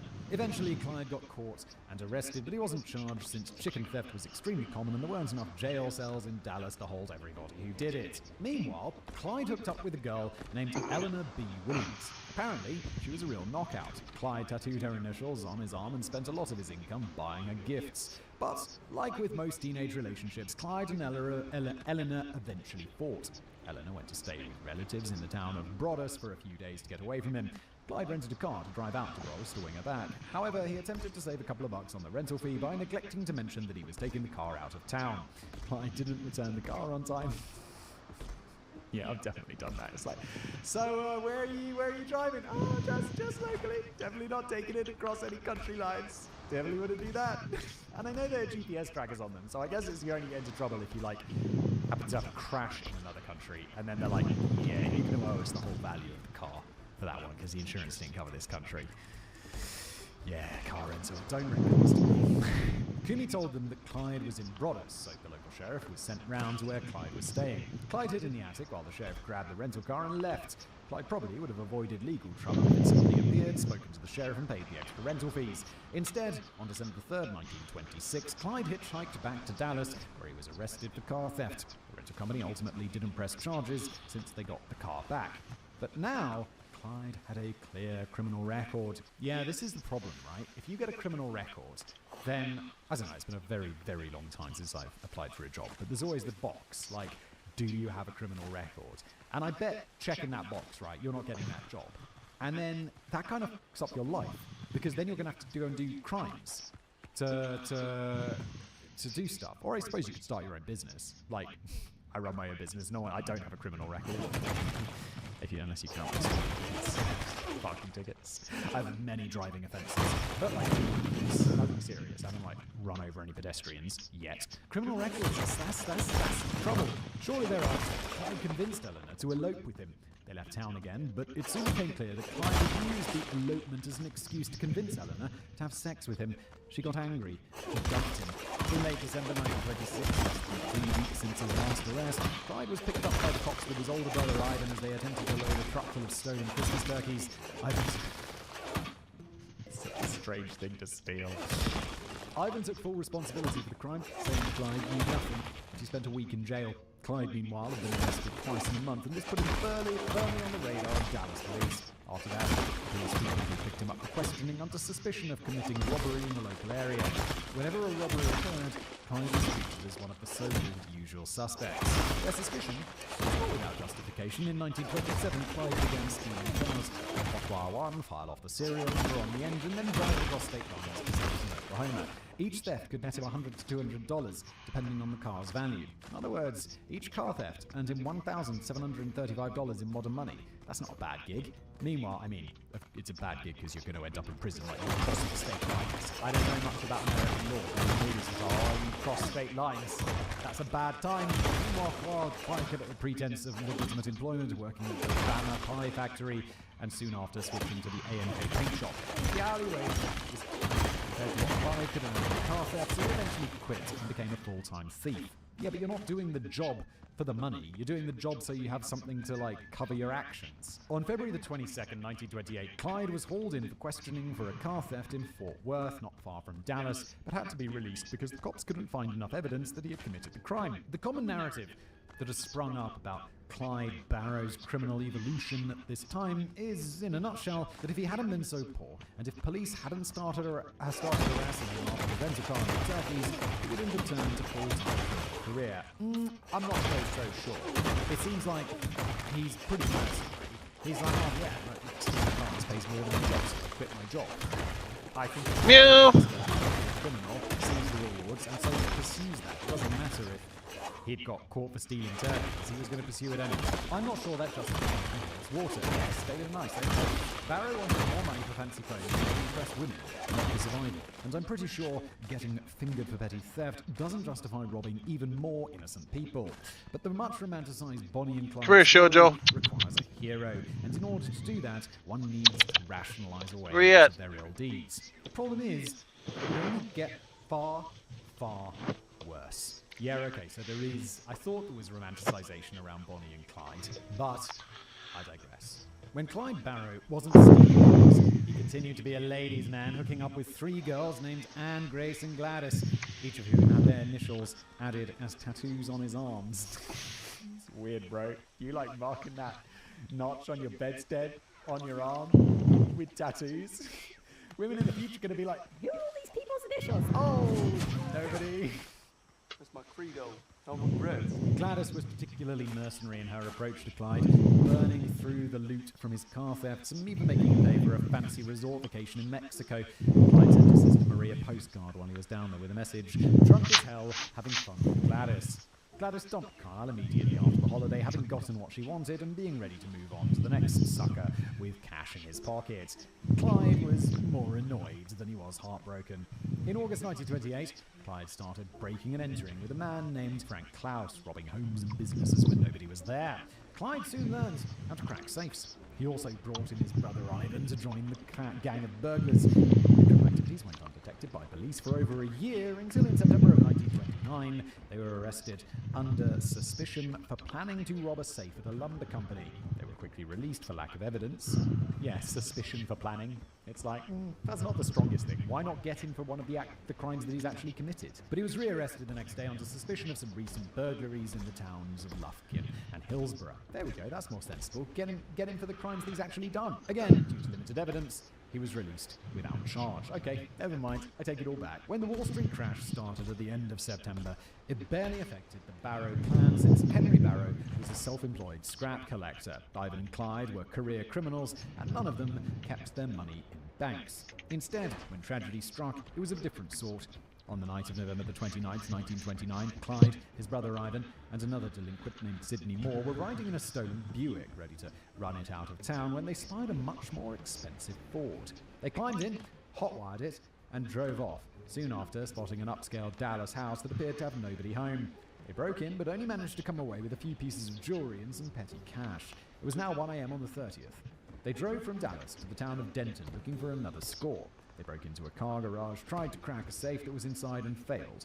So they picked up the safe and lugged it out to the Ford. They were about to leave when two cops in a patrol car spotted them. Clyde slapped on the gas pedal and took off with the cops in hot pursuit. Yeah. You're running from the cops. It's going to be like, boys, why is there a safe in the back? Could you open that up for us? To be like, no. Can't open it up. Don't even know what's in it. We stole the safe. Clyde took a turn too fast and crashed the car. And so he, Ivan and Sidney were forced to take off on foot. That's when the cops started shooting. Ivan was hit in both legs and went down. Sidney got to his knees and surrendered. Clyde kept running and hid in the crawl space of a nearby house. He hitchhiked back to Dallas. Meanwhile, the stolen Ford contained the safe and the jewels. The latter were traced back to the house they burglarized and the Ford to its actual owner. The police had spotted the gang taking the safe from the garage, so well, no mystery there. But in an ironic twist, it had only contained $30, or about $540 in modern money. Ivan Barrow and Sidney Moore were charged with multiple counts of breaking and entering and larceny. Their trial was on December the 17th, and the jury took only a few minutes of deliberation before finding them guilty. Ivan and Sidney got 4 years in prison. But they didn't squeal on Clyde, who spent the rest of December hiding at his parents' house in the Devil's Back Porch, afraid that the police might still pick him up in connection with the robberies that night, or in connection with the dozens of other robberies he had committed in Dallas and the surrounding townships. Wow, this guy's got good friends. They're just like, keep silent, don't tell them about Clyde. Don't get a deal. Hey! I'd be worried.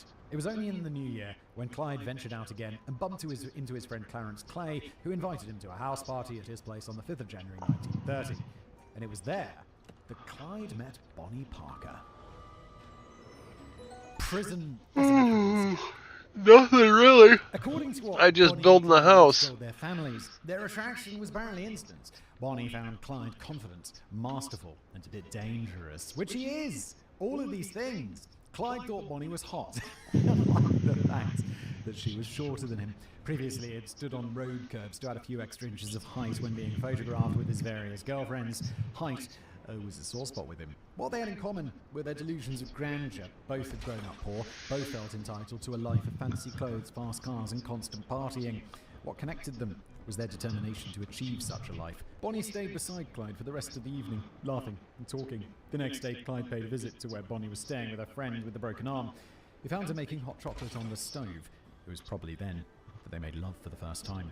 Soon after, Bonnie moved back in with her mother, grandmother, and sister. Her brother, Buster, had married Edith Clay and moved out, and Bonnie's grandfather, Frank, had died.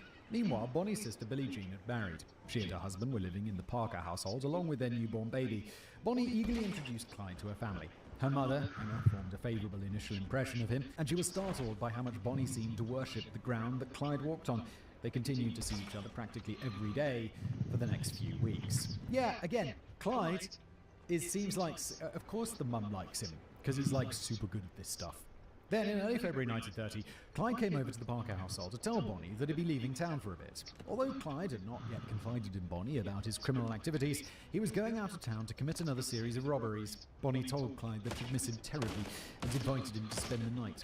Because the house was crowded with Bonnie's family, this didn't mean sex. Clyde slept on the couch. Bonnie just wanted to see as much of Clyde as possible before he left town. Oh, that's sweet. The next morning, the Dallas police showed up at the front door of the Parker household. They knocked.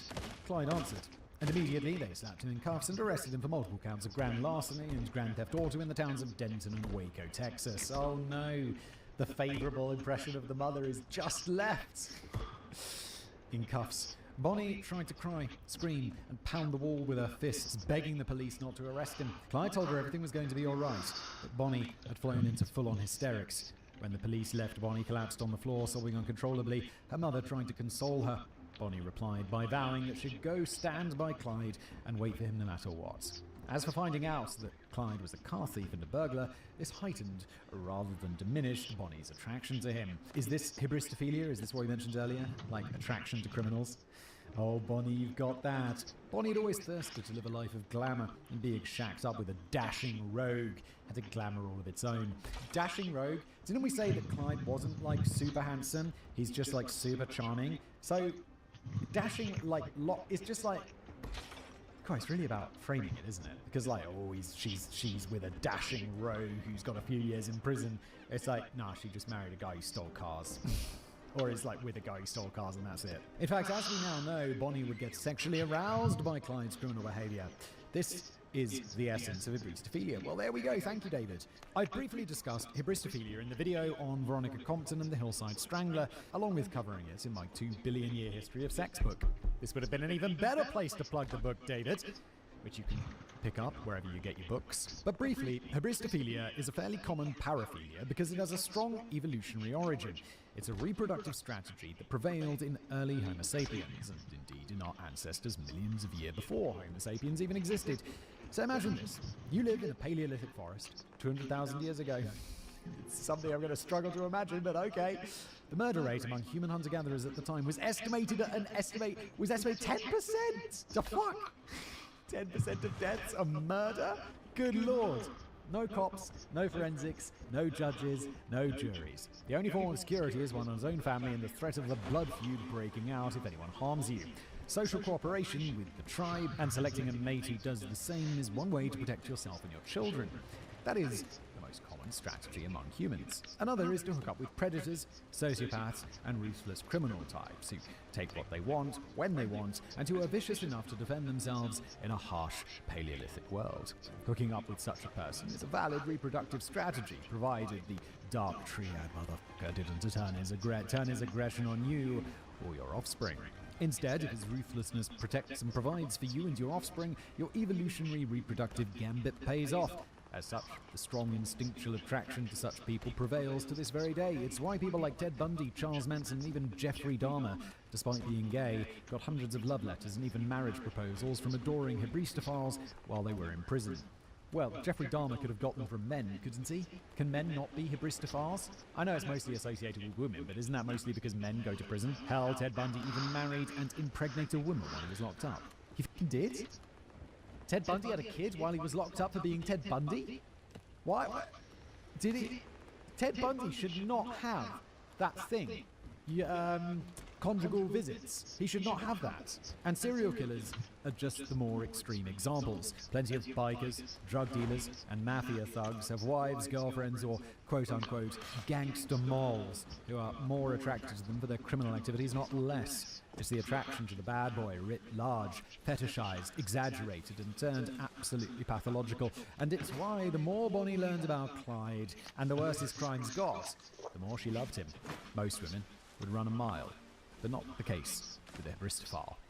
Bonnie regularly visited Clyde in Dallas County Jail, and in between visits she wrote him a series of extremely long love letters. The end of one such letter is revealing. "I'm so lonesome for you, dearest. Don't you wish we could be together? Sugar, I never knew I really cared for you until you got in jail." While Clyde was in prison, Awaiting transfer to Denton, Bonnie took a trip over to the Devil's Back porch in West Dallas to meet his family. Clyde's little sister Marie, 12 years old, formed an immediate friendship. Clyde's mother, Cooney on the other hand, was decidedly unimpressed. She thought that Bonnie was a makeup-clad little harlot and gold digger. Digging for what gold? He's in prison for stealing. Not the sort of godly woman she envisioned her son at all, but if Cooney let slip her animosity towards Bonnie, the latter didn't notice. She thought Clyde's family, including Cooney, were perfectly lovely. Clyde was transported to the town of Denton.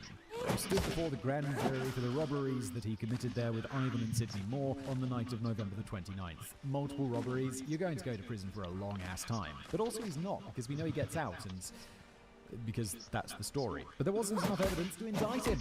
Next, Clyde was transported to Waco, where the grand jury had enough evidence to indict him for multiple counts of grand theft auto and possession of stolen goods, which isn't quite robbery, so that's going to have a lighter sentence, right? Both Bonnie and Cooney travelled to Waco to support Clyde at his trial. Realising he was facing a long prison sentence, on March 5, 1930, Clyde entered a plea of guilty.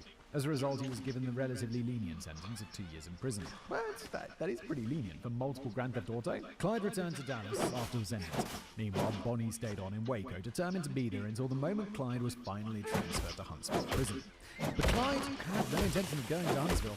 On the morning of March the 11th, when Bonnie It's going alright. I'm working on the house right now. And smuggle it to him when she visited again that evening. Oh my. Dude, you just got 2 years in prison. Just take the 2 years. If you attempt to break out of prison, they're going to throw you in there for a much longer time. Clyde would then use the gun to take a hostage or shoot his way out. Bro, out of prison, you're going to get yourself killed. Bonnie obeyed, thinking it was terribly romantic. She got a gun and used a belt to strap it to her torso underneath her dress. The guards searched her purse when she returned that evening, but they didn't frisk her. When Bonnie was sat across from Clyde, the guards grabbed her dress and quickly slipped Clyde the gun. She then left quickly afterward, as Clyde had instructed. Holy, she just smuggled a gun into prison. Clyde enlisted 2 other inmates in his jailbreak plan, William Turner and Emery Abernathy. At 7:30 that evening, Turner complained to a guard that he was sick. He asked for a glass of milk to settle his stomach. The guard complied. When the guard entered Turner's cell to hand him the milk, Turner pulled the gun on him, grabbed his keys, locked him in the cell, and then went to free Clyde and Abernathy. The 2 of them hurried toward the front of the jail, pointing the gun at the desk sergeant there. They told him to keep quiet for 5 minutes or they'd come back and shoot him. Then the trio walked out of the door onto the street, but then neglected to take the sergeant's own gun. He immediately got up, ran out the door and opened fire. At this point, Abernathy had the smuggled gun. He shot back. Someone in the area heard the gunfire and called the cops. Police swarmed the scene minutes later. But Clyde and his compatriots had already made their escape. They'd broken into a parked car, Clyde had quickly hotwired it, and they'd driven off just before the cops arrived. They drove to the north side of Waco, jumped out of the car, and swapped it for another. They sped out of Waco, stealing a new car in every town they passed through, and then they got the hell out of Texas. Pretty smart, to be honest, like switching the cars up so often. By March the 17th, 1930, they'd made it as far north as Ohio, where in the small country village of Middletown, they robbed a dry cleaners and a railway depot for $60 or $1,100 in modern money. They fled Middletown well after nightfall and got lost on the country roads. So they stopped and decided to get some sleep. The next day, still lost, they stupidly drove back into Middletown where the police were waiting for them. Oh no. It's getting arrested already? I know, like, jailbreaks don't typically last for very long, but this is very quick. When a patrol car gave chase, the trio abandoned the vehicle and tried to flee on foot. Turner and Abernathy were arrested within the hour. Clyde hid in the crawl space of a nearby house again. He emerged several hours later and stole another car. The cops spotted him. Clyde sped away and almost got out of Middletown when he made the mistake of turning into a dead-end street. He surrendered. Clyde, Turner, and Abernathy were transported back to Waco in chains on March the 21st. In punishment for his escape, 10 years were added to Clyde's sentence. Yeah, dude, you should have taken those 2 years. You got away with a lot. That 2 years was a great deal. And then you spent 1 day out of jail in an escape. And now you have to spend 12 years in prison instead of 2. That sucks. Meanwhile, Bonnie had spent a week in Waco after the jailbreak, hoping that Clyde would somehow send for her. Hearing nothing from him, she hitchhiked back to Cement City on March the 18th. After hearing of Clyde's capture, Bonnie did not go back to Waco to assist him in a second escape attempt, but not because her affections had cooled. Clyde was now being kept in a maximum security cell at the jail. Yeah, no surprise, he smuggled a gun into jail. Instead, Bonnie got another waitressing job in Dallas and decided to wait on events. She was eager for the next opportunity to communicate with Clyde and suitably heartbroken that they had been parted. She finally made her way down to Waco again on April the 19th, just before Clyde was due to be transferred out to Huntsville. She couldn't bear not seeing him. It should be noted, at this point, Bonnie had known Clyde for a whopping 4 months, 3 of which he'd spent in prison. Yeah, she's got that hebristophilia strong for Clyde. The mutilation of the soul. Clyde was shipped from Waco to Huntsville Prison on April the 21st, 1930. During the intake procedure, he lied and said he was 18 instead of 20 in the hopes that he would get an easier time. He also lied that his middle name was Champion instead of Chestnut, hence the weird entry on Wikipedia. Lastly, he lied that he and Bonnie were married because inmates could only write letters to spouses and immediate family members. It's the past, right? You'd just be like, how old are you? 18. And it's like, nowadays they'd be like, well, we looked it up and that's not true. They don't even need to look it up. They don't even need to have you write it down. They know. There's all the data. Is wrong. Incorrect. Clyde was not immediately assigned to a work detail. Instead, he sat in his cell, occasionally being shipped out to Houston and Waco, where further charges were deliberated upon by 2 grand juries. They were ultimately dropped without going to trial. Then in September 1930, Clyde found out that he'd been assigned to work in the cotton fields at Easton Prison Farm, not far from Huntsville. This was the worst assignment anybody could get. It was back-breaking labor in the hot sun, while being beaten on a whim by sadistic guards. Usually it was reserved for the most hardened killers and repeat offenders, but Clyde's escape attempt had won him a spot on the list. On September the 18th, Clyde was put inside a prison van, shackled by the hands, feet and neck and taken out to Easton. The prison farm was divided into 2 camps, totaling 500 prisoners, watched 24/7 by 60 armed guards, or roughly 1 guard for every 8 convicts. The guards were mounted on horses and were able to catch up with any convict who tried to escape. Clyde was forced to run up to 2 miles each day to start work in the cotton fields and then run 2 miles back. The convicts were not allowed to walk. They worked 10-hour days with 1 day off per week, except during harvest months, where they worked 7 days per week without respite. The food given to the convicts consisted of bread made from the same grain that fed livestock, an occasional plate of potatoes or a spoonful of peas, a very rare bit of boiled meat, and bacon, which very often had turned rancid in its tin container. Boiled meat is just like, it's just the greatest way to cook meat. It's like how to make meat worse. Clyde did not fare well at Easton. He was not built for such hard labour. The malnutrition didn't help, and he didn't have the good sense to avoid provoking the guards. He was frequently beaten, and it got so bad that fellow inmates began to speculate whether Clyde would even survive his 12-year sentence. Worsening the situation was an inmate named Ed Crowder, a convicted bootlegger and smuggler of alcohol during Prohibition, who was 6 feet tall and weighed over 200 pounds. That's 182 centimetres and 91 kilos. Ed Crowder regularly beat and forcibly sodomized Clyde Barrow. After these assaults, some of the other inmates would join Crowder in mocking Clyde, saying that the smaller man had probably enjoyed it. Clyde had to endure being sexually assaulted by Crowder for an entire year. While all of this was going on, Bonnie's affection for Clyde had faded. She was simply bored of waiting for him. Despite Bonnie and Clyde's relationship being treated as a story of true love today, it appears that Bonnie's love was quite opportunistic. She stopped writing Clyde at the end of December 1930 and began dating other men. As a result of these stresses, Clyde's mind was contorted beyond repair by his time at Easton. He transformed from a hoodlum into a hardened criminal. He was becoming increasingly bitter and ruthless. He began to fantasize about returning to Easton after his sentence with an armed posse who wanted to murder all the guards and free the prisoners. Not that all prisoners were his friends.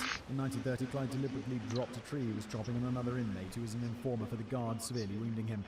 As for Ed Crowder, on October the 29th, 1931, Clyde got his hand on a lead pipe and ambushed Crowder in the showers, bludgeoning him in the head until Crowder's skull was cracked open in several places and brain matter had been strewn across the floor. Oh my God.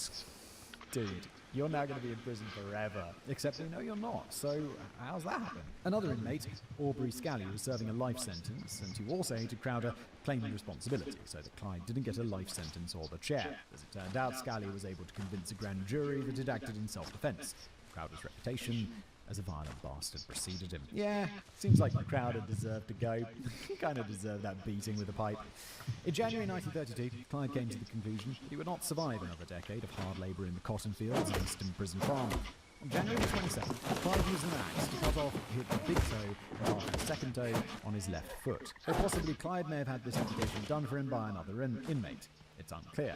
Either way, this act got him out of the cotton fields of Easton and sent to the prison hospital back in Huntsville. Once Clyde had recovered, he would be reassigned to Huntsville Huntsville because the mutilation of his foot ensured that Clyde would never walk properly again.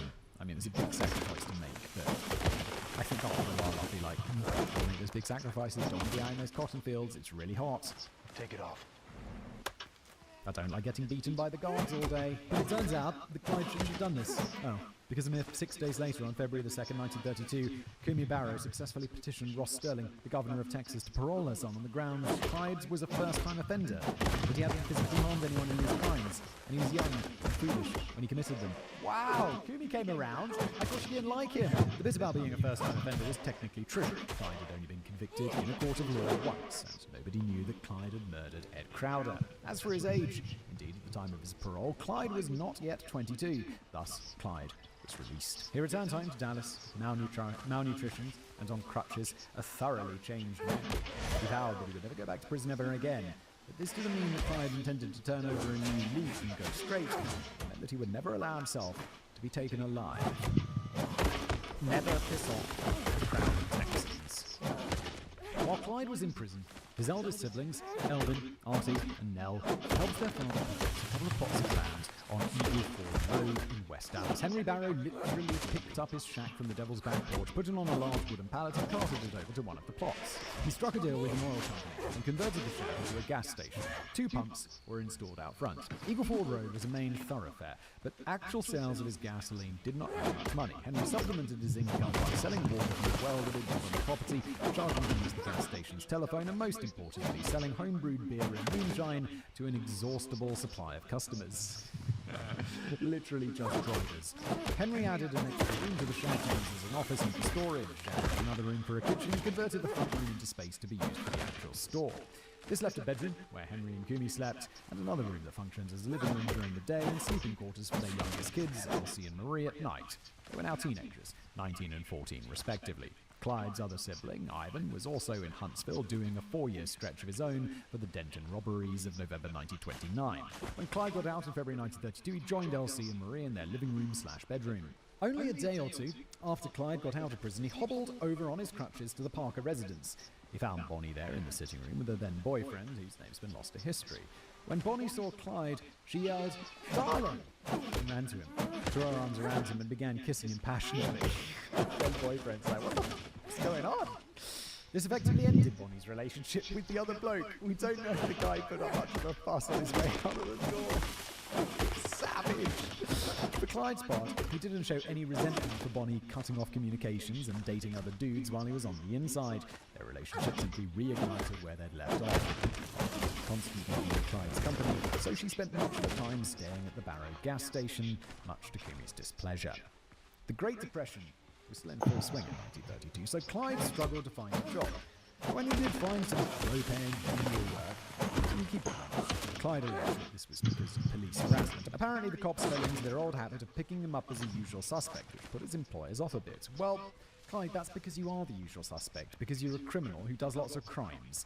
It's unclear whether this is actually true or if Clyde was just using it as an excuse. It is illuminating that Clyde's stint on the job market lasted less than a month. It's hard to say that he really made much of an effort. Then in March 1932, Clyde left Texas and went to Framingham, Massachusetts to work on a construction crew. The idea was for Bonnie to join him there once he was settled. But that scheme lasted a whopping 2 weeks before Clyde returned home. The popular narrative in the hero worship version of Clyde's story is that he wanted to go straight but was forced to a life of crime by the police and an unjust society. In reality, the bugger barely even tried. I mean, to be fair though, he does have a criminal record, which is going to make it super hard for him to get a regular-ass job.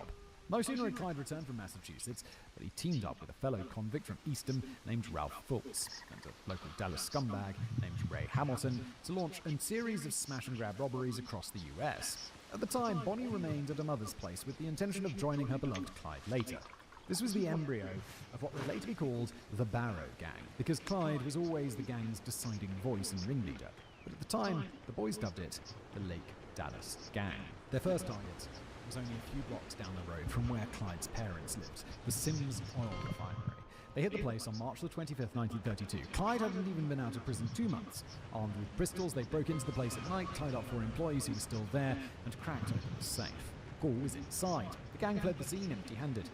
next few days, the gang mugged a few people in Dallas at gunpoint in order to gain some travel money. Then they stole a car and drove 1,400 kilometers, that's 870 miles north, to the small town of Okabena in Minnesota. There they staked out a bank, but called it off because the ice and snow on the roads would make the car skid during the getaway. From there, they drove 640 kilometers, 400 miles south to Lawrence, Kansas, where they cased another bank. This time, the prospect looked good. After 3 days of scouting, they sprang into action. At 8:45 in the morning, the bank manager arrived and was immediately held up by Clyde and Fultz, brandishing shotguns.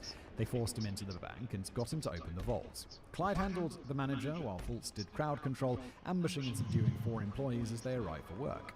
After Clyde grabbed the loot, they locked the manager and the employees in the vault and took off, with Ray Hamilton at the wheel. Then they got the hell out of Lawrence before the cops could be alerted and drove 460 kilometers or 290 miles to St. Louis, Illinois. Their take from the Kansas bank job was $33,000 or $740,000 in modern money. Holy shit. That's not bad, is it? Especially when you consider that, what was he making, like $8 a week or something terrible? From East St. Louis, they drove to the town of Dupo, Illinois, where they spent thousands of dollars buying a bunch of .45 caliber handguns, a dozen Thompson machine guns, a dozen bulletproof vests, and thousands of rounds of ammunition from a local fence, reinvesting those profits. It was at this point that Ray Hamilton got cold feet, took his share of the Kansas money, and went off to hide in Michigan. Clyde said that he hoped Hamilton, quote, choked on a wad of cash. In early April, Clyde and Fultz headed back to Texas, armed to the teeth, with the Dallas cops now looking for them for the failed oil refinery heist a couple of weeks earlier. Clyde visited his family and then spent a few hours with Bonnie. They spent their time outside because Emma Parker refused to let Clyde, now a wanted criminal, into her house. After seeing Bonnie, Clyde and Fultz drive to Denton, where they met 5 local hoodlums: Johnny Russell, Jack Hammett, Ralph Fuzz Alsop, Ted Rogers, and a guy known only to history as Red. That night, the men planned a raid on Eastern Prison Farm. Clyde wanted a little revenge for having been tormented during his time there. He also wanted to free Aubrey Scally, who had taken the rap for the murder of Ed Crowder. There was just one hitch, though. The fence in Dupo, Illinois, had cheated them. Many of the guns were faulty and didn't even fire. They planned to rob 2 banks at once in Denton on April the 11th to get some more cash to replace the faulty guns. But someone tipped off the police, and Texas Rangers were waiting outside the banks on the day of question, so the robberies had to be abandoned. Who's betraying them? It's a small little group. Uh-oh, someone's going to get killed. The gang had a rat. Yes, they did, David, but Clyde wasn't sure whom. Meanwhile, he travelled with Fultz and Red to Amarillo to recruit some more men for the Eastern raid.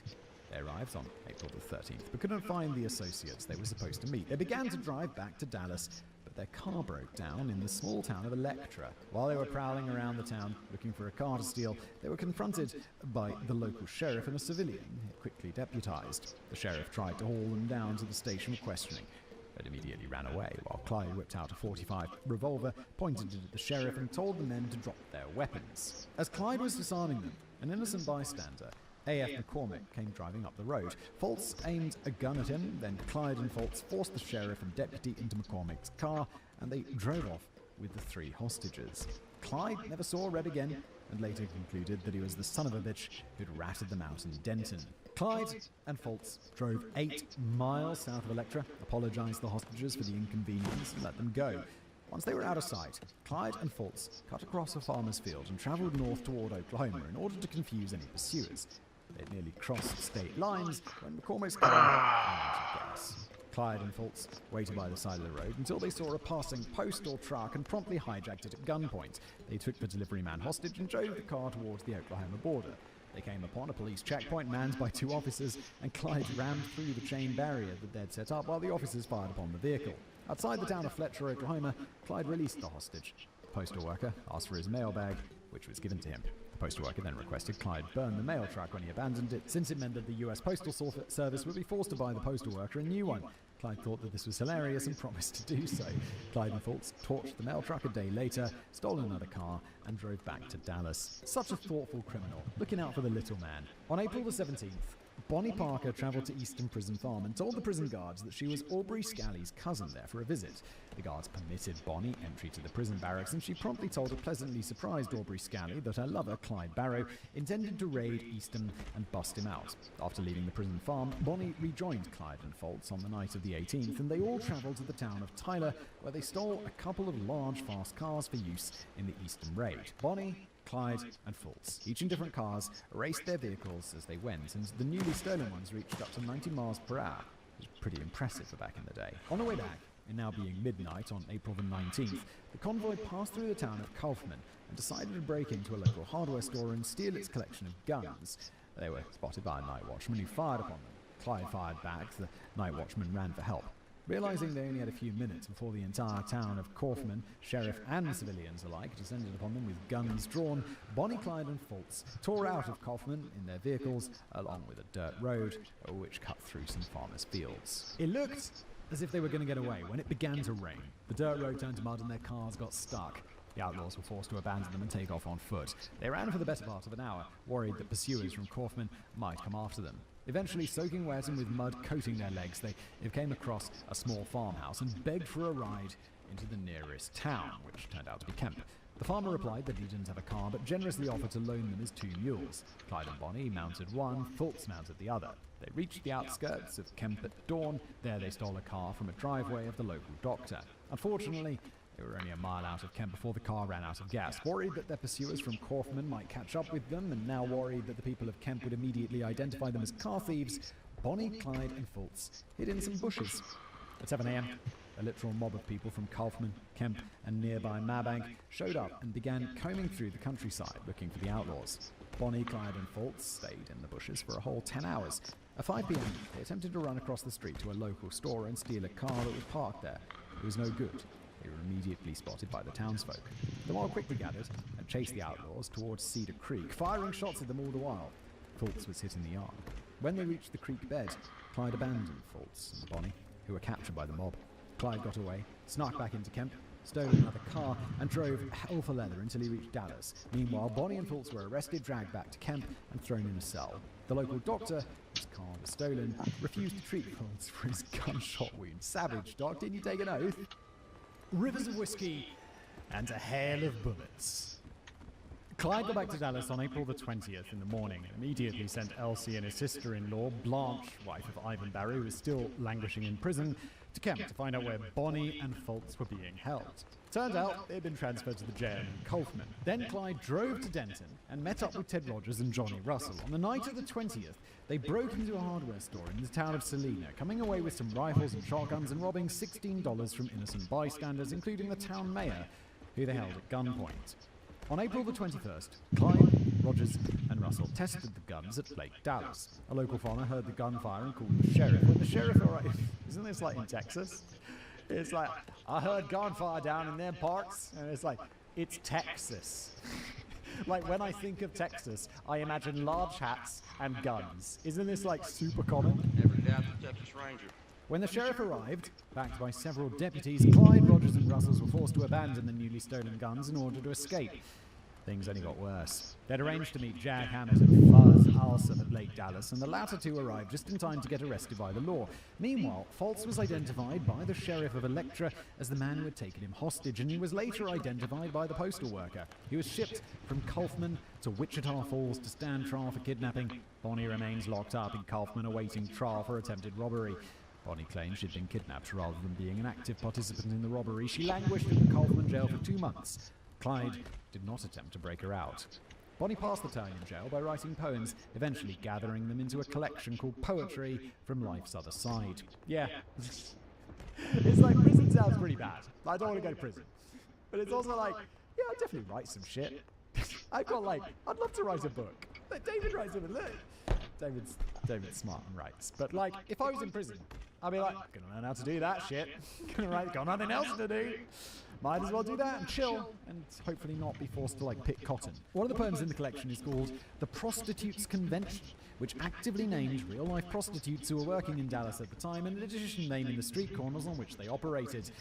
Bonnie's most notable poem from this collection was, with a slightly modified title thanks to YouTube censorship, The Story of Self-Deletion Sal. It was about a girl who was brought into a life of crime by her lover, wound up in jail, and spent the next 5 years waiting for her lover to break her out. However, her lover had simply hooked up with another girl and gone straight. Sal was released from prison and shot and killed by an unknown assailant 2 days later. The poem includes the lines, quote, "Now if he had returned to me some time, though he hadn't a penny to give, I'd forget all this hell he has caused me and love him as long as I live." It's not bad. It's not bad. On April the 28th, 1932, Clyde Rogers... Although I know nothing about poetry. I saw that movie, Peterson, about the dude who's a bus driver and a poet, and I was like, what is this? Is he supposed to be bad at poetry? Because it seems really bad. And then I think I was talking to my dad afterwards, and he was like, oh, yeah, I saw the Peterson movie as well. And I'm like, you did? Did you like it? And he's like, loved it. Beautiful poetry. And then I realized, oh, I'm just not into poetry. Because my dad's like way more cultural than I am. And he was like, yeah, it's actually based on the poetry by this famous poet who was like consulting on the movie or whatever. And I was like, oh God, okay, I just don't understand this. This is like, you know, when you look at who's the fucking painter? With Jackson Pollock, where he's just like splattering stuff on a surface, and you're like, okay, I just don't understand it. On April the 28th, 1932, Clyde, Rogers and Russell pretended to be customers and scouted out a combined jewelry and general store in the town of Hillsborough to the south of Dallas, owned by a man named John Napoleon Boucher. Clyde had actually met Boucher's wife, Medora, years earlier. While the gang cased the joint, she laid eyes on Clyde, but didn't give a sign that she recognized him. Nevertheless, the gang thought it best if Clyde acted as the getaway driver on this one, since they didn't want Medora to pick him out of a photo lineup later. At 10 p.m. on April the 30th, Clyde sat outside in the car while Rogers and Russell entered the store and held John and Medora Boucher at gunpoint. They marched John into the back and got him to open the safe. Inside, there was a gun, which John recklessly tried to turn upon the robbers. Oh, John, just don't do it. It's like, if you're getting mugged, don't say no, just give them your fucking watch. Rogers and Russell shot him down. He later died of his wounds. Meanwhile, the gang made a clean getaway. The take from the robbery was $40 in cash, or $900 in today's modern money, and some jewelry collectively worth $1,500 or $34,000 in modern money. Okay, I was like, wait, they did all this for $900? $34,000 is a lot more. Despite their precautions, Medora Boucher immediately picked Kyle out of a photo lineup, and of course she did. The idiots had all been seen together in the store a couple of days ago when they were casing the joint. Yes, I was like, wait. I thought I must have misread something there. Because I'm like, wait, he's recognized by her while he's in the store, while they're casing it out with his mates. And then his mates come back and rob it. Of course she's going to be like, oh, you guys were in here with him, who I know. So it's like, what? It's just so stupid. That was enough for the Texas authorities. And Clyde Barrow became wanted for murder. Wait, who did he murder? Oh no, wait, sorry, I totally missed that. They shot him. I was like, wait, who got murdered? And then I was like, oh wait, the guy who turned the gun. The guy said, just give them your watch. Oh God, I'm so slow sometimes. The Texas governor announced a $250 reward for his capture, $5,600 in modern money. The actual murderers, Roger and Russell, were not identified by Medora Boucher because she hadn't known them previously. They took their share of the loot and when they separate ways, never to rejoin the gang. Smart plan. Although we know who they were in the name, so I guess they got caught up to later. On May the 11th, Ralph Fultz was sentenced to 10 years for the attempted robbery and the kidnappings. He, too, never rejoined the gang.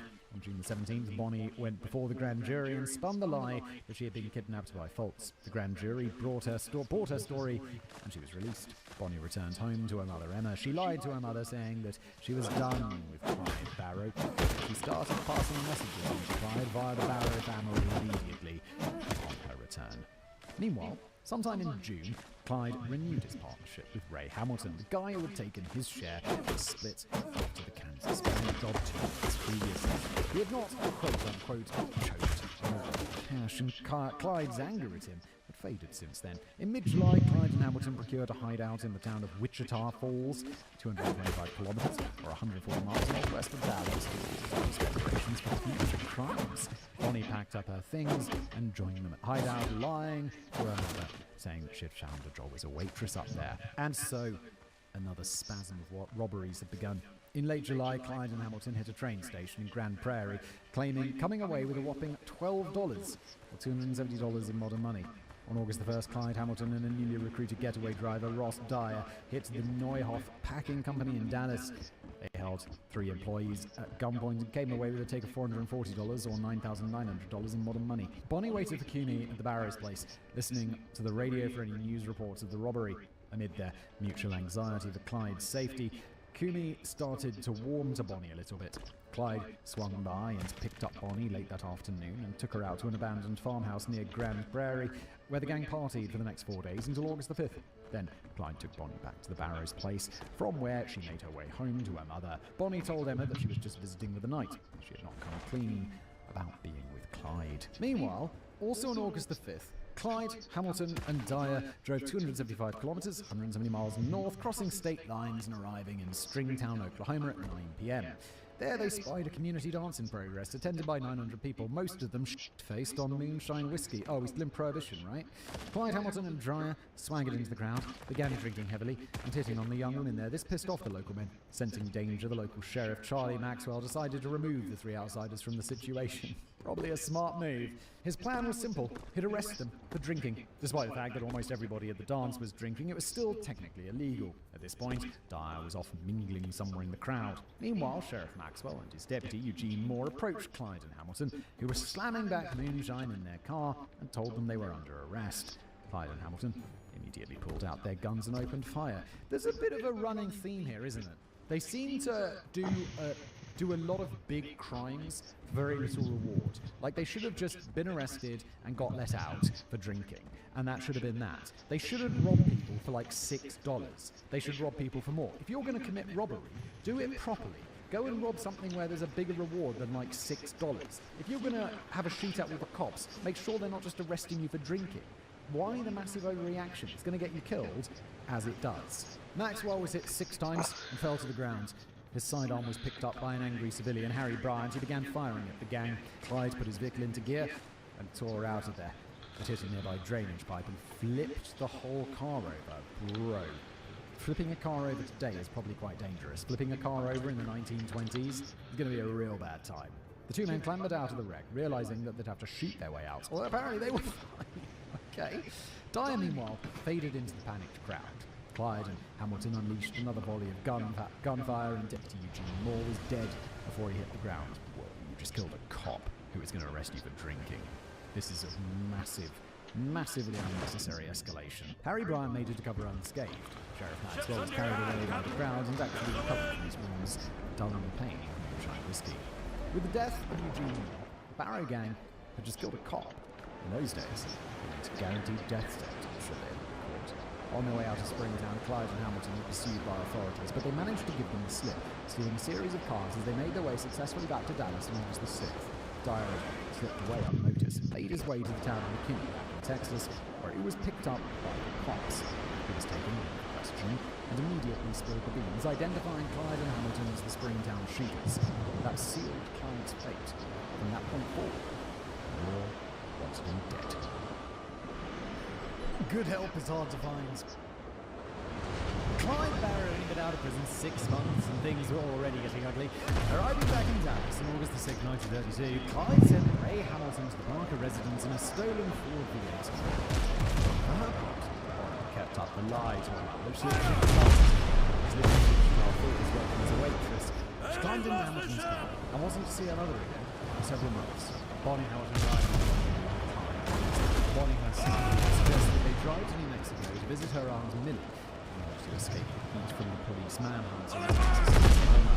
Bonnie Clyde and Hamilton arrived in Carlsbad, New Mexico, August the 13th. Bonnie lied to her, saying she was driving across America on a honeymoon. She introduced Clyde as her husband, James White, and Hamilton as their friend Jack Smith. It's a bit weird. It's like, hiya, yeah, we're driving across America as our honeymoon, and this is our mate Jack. It's like, what the fuck's Jack doing here? Why is he on the honeymoon? Are you in some sort of weird, what's it called, where they have multiple wives? Polygamy. Are you in some weird Aunt Millie was initially very welcoming, but quickly grew suspicious of Clyde and Hamilton, and they unloaded a huge arsenal of guns and began a target practice session outside her house. Well done laying low, guys. On a honeymoon, huh? With all these guns, right? When she was alone, she discreetly phoned the police. Deputy Sheriff Joe Johns arrived the next day, looked at the Ford V8 parked out front, and suspected it was stolen. He knocked on the...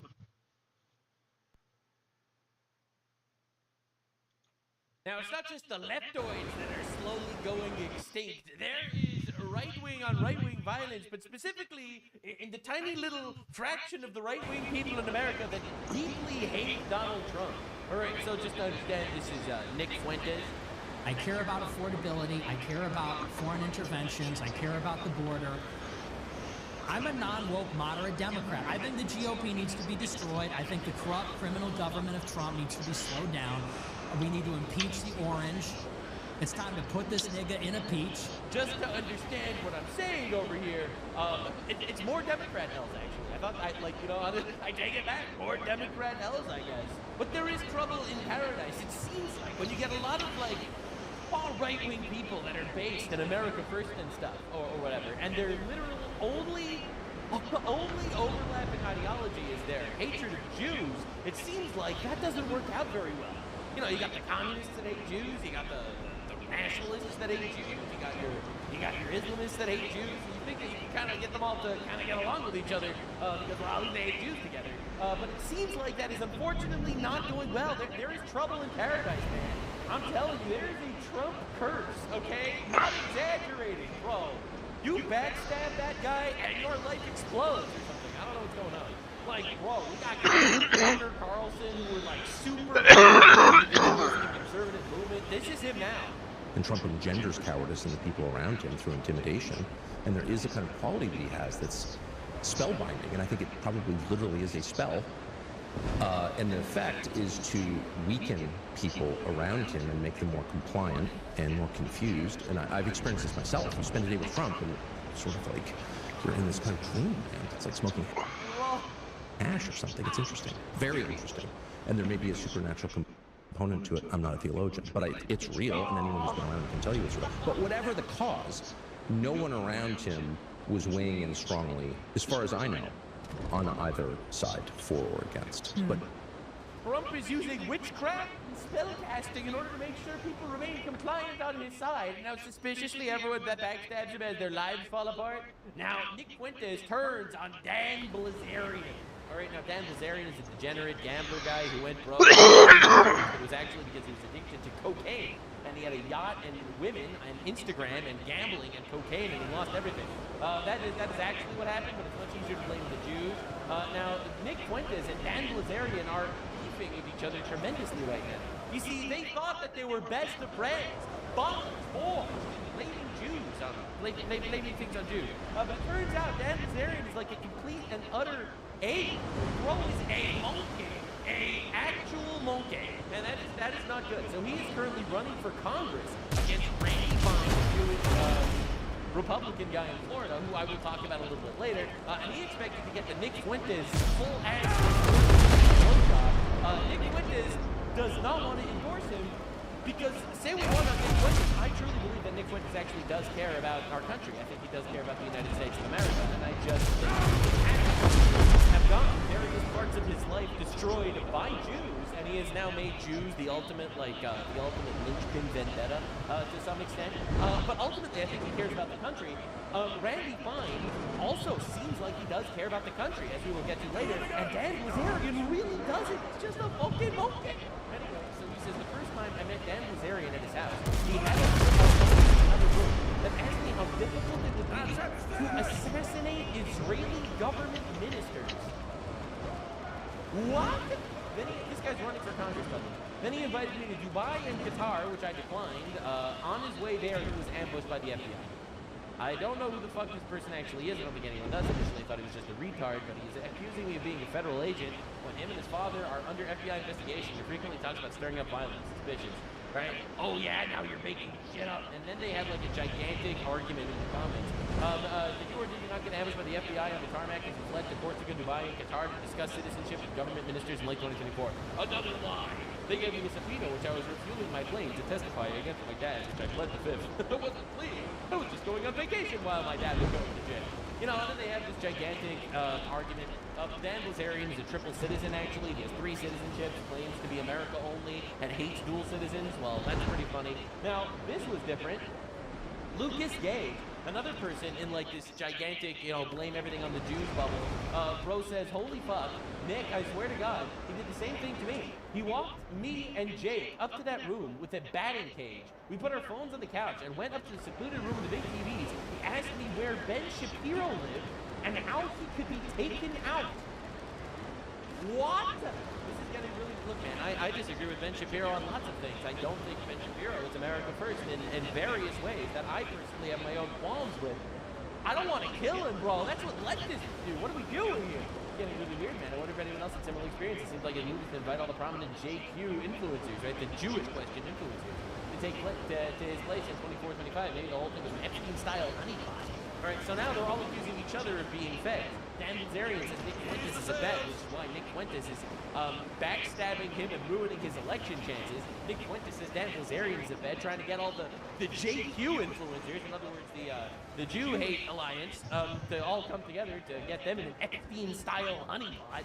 All right, this is weird, man. My personal stance is they're not all feds. I think that none of them are feds, actually. I just think a lot of them are retards.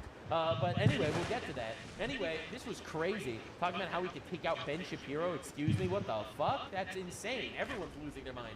Lucas Gage and Nick Fuentes claimed during individual messages with Dan Bilzerian. Bilzerian asked Gage how to kill Ben Shapiro, and asked Fuentes how to kill Israeli politicians. Holy shit, man, that's crazy. Now, this guy, Jake Shields, another one of the blame everything in the history on the Jews guys. By the way, this is a real community. I've been keeping an eye on it. It's my personal entertainment. I do love watching this stuff happen.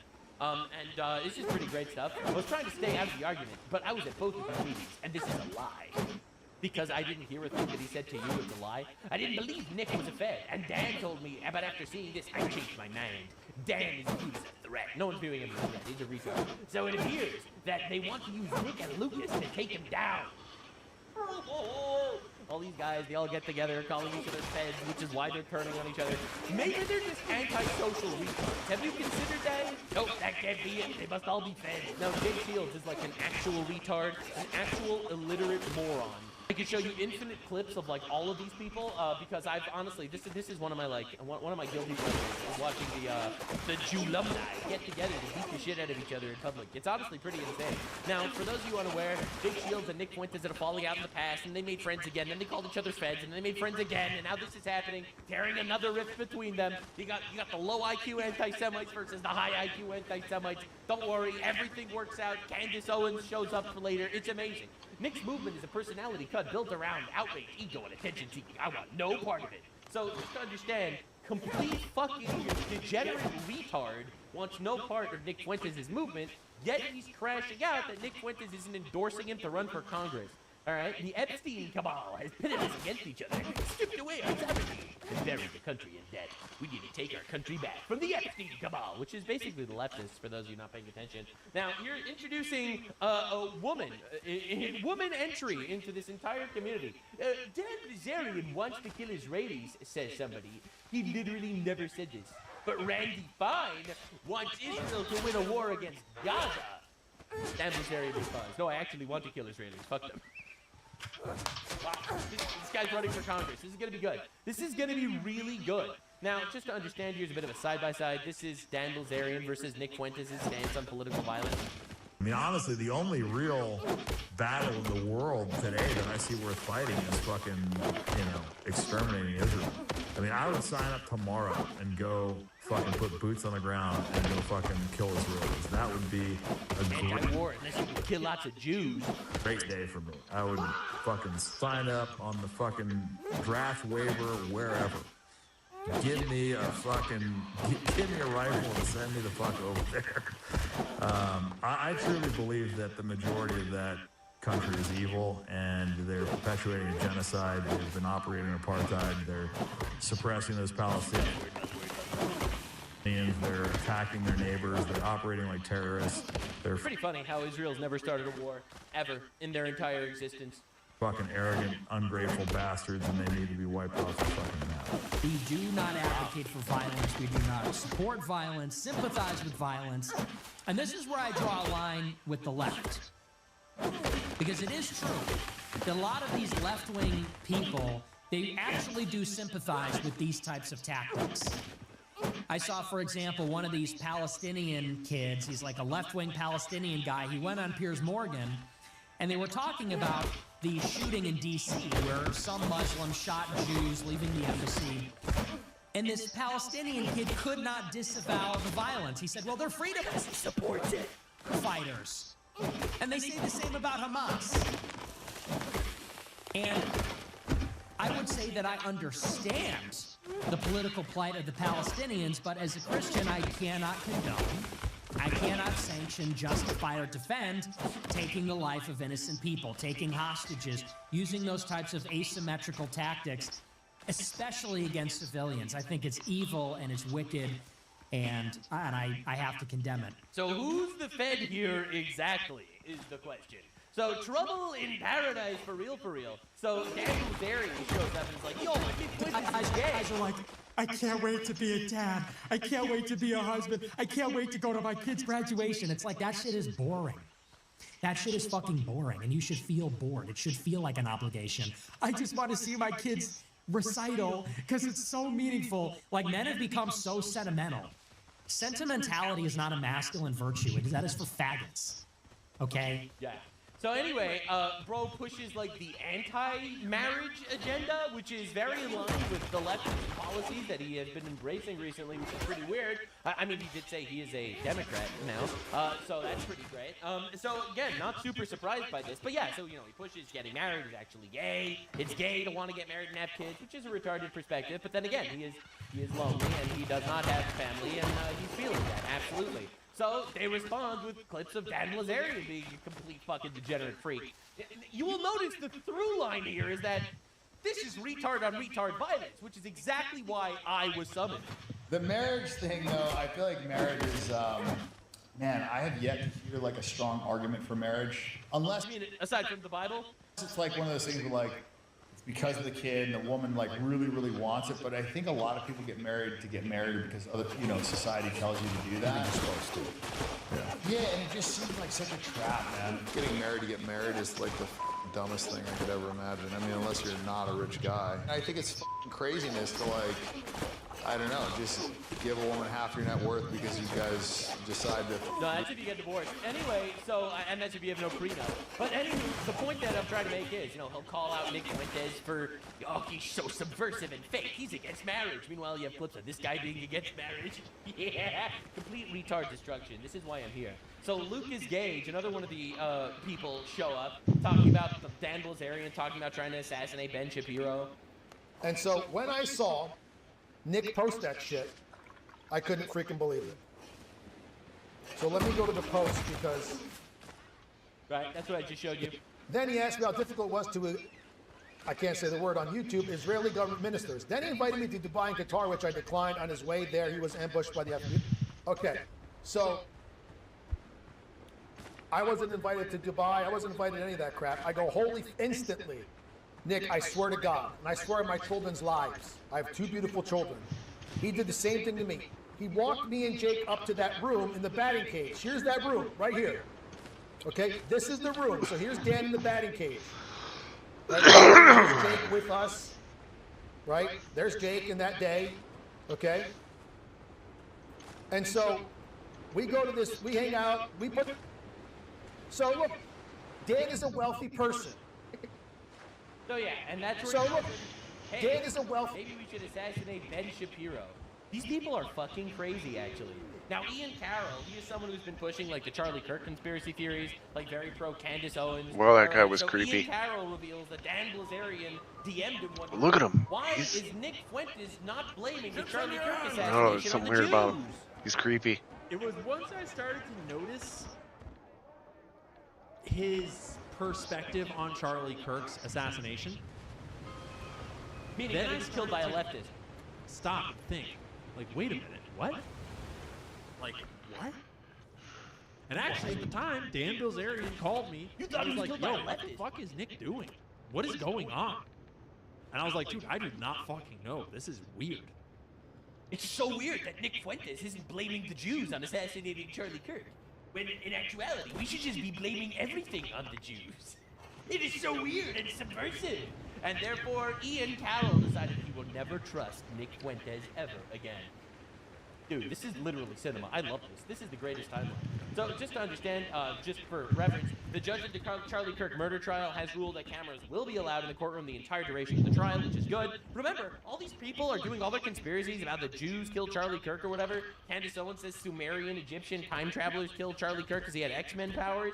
All right, well, you know, we didn't even see the evidence yet because the court case didn't even happen. All right, and they're already, you know, coming up with all this shit. Now, to understand Dan Bilzerian, aside from being a complete degenerate retard who lost his money on yachts and drug addictions and gambling, Dan Bilzerian was on the scene during the Mandalay Bay mass shooting asking officers for a firearm.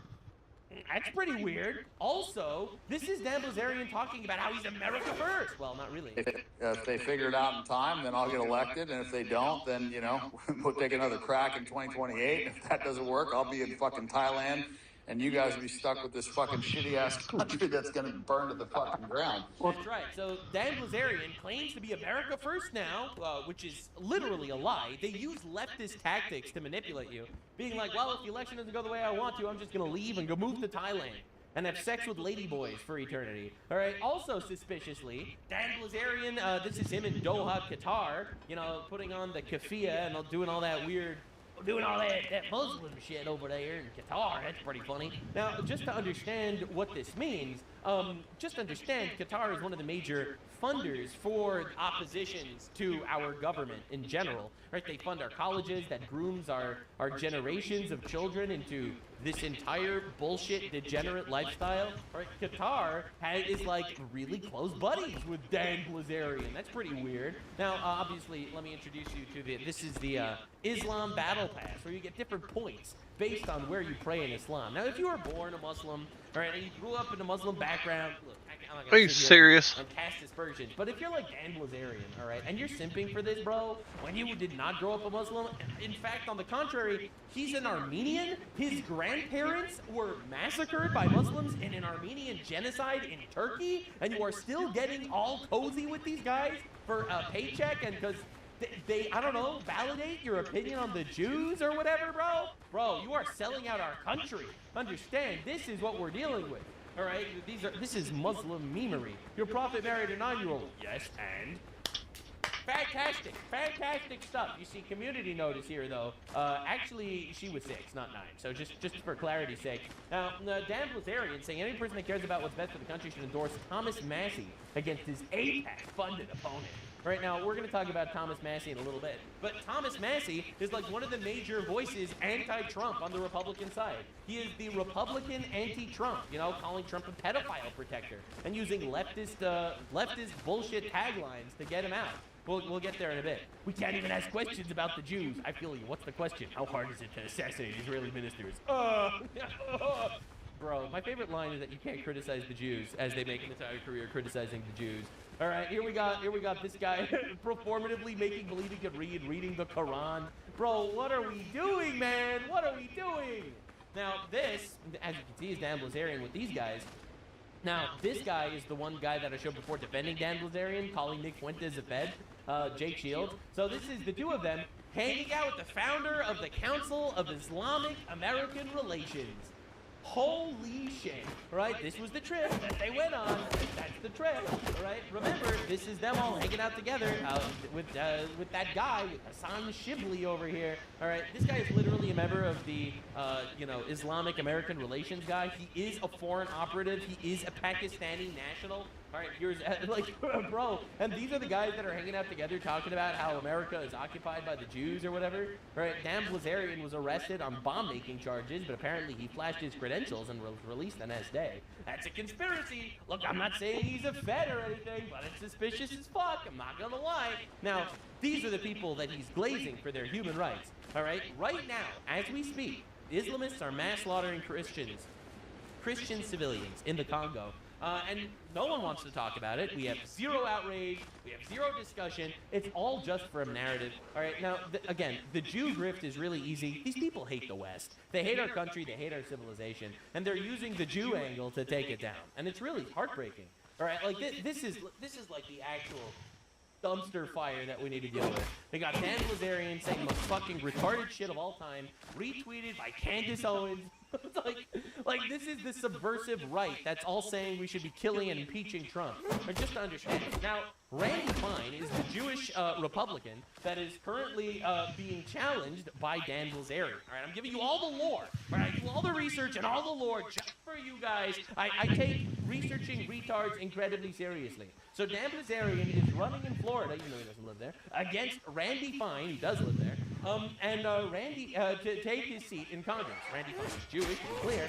He is pro-Israel, absolutely. However, if you look at the work that Randy Fine has been doing, it's pretty incredible, actually. All right, so Randy Fine posted this. Foreigners should not be able to serve in Congress. That's why I've introduced the Disqualifying Dual Loyalty Act. If you're the citizen of another country, you should not serve this one. Get out. This is based as fuck, man. I don't care.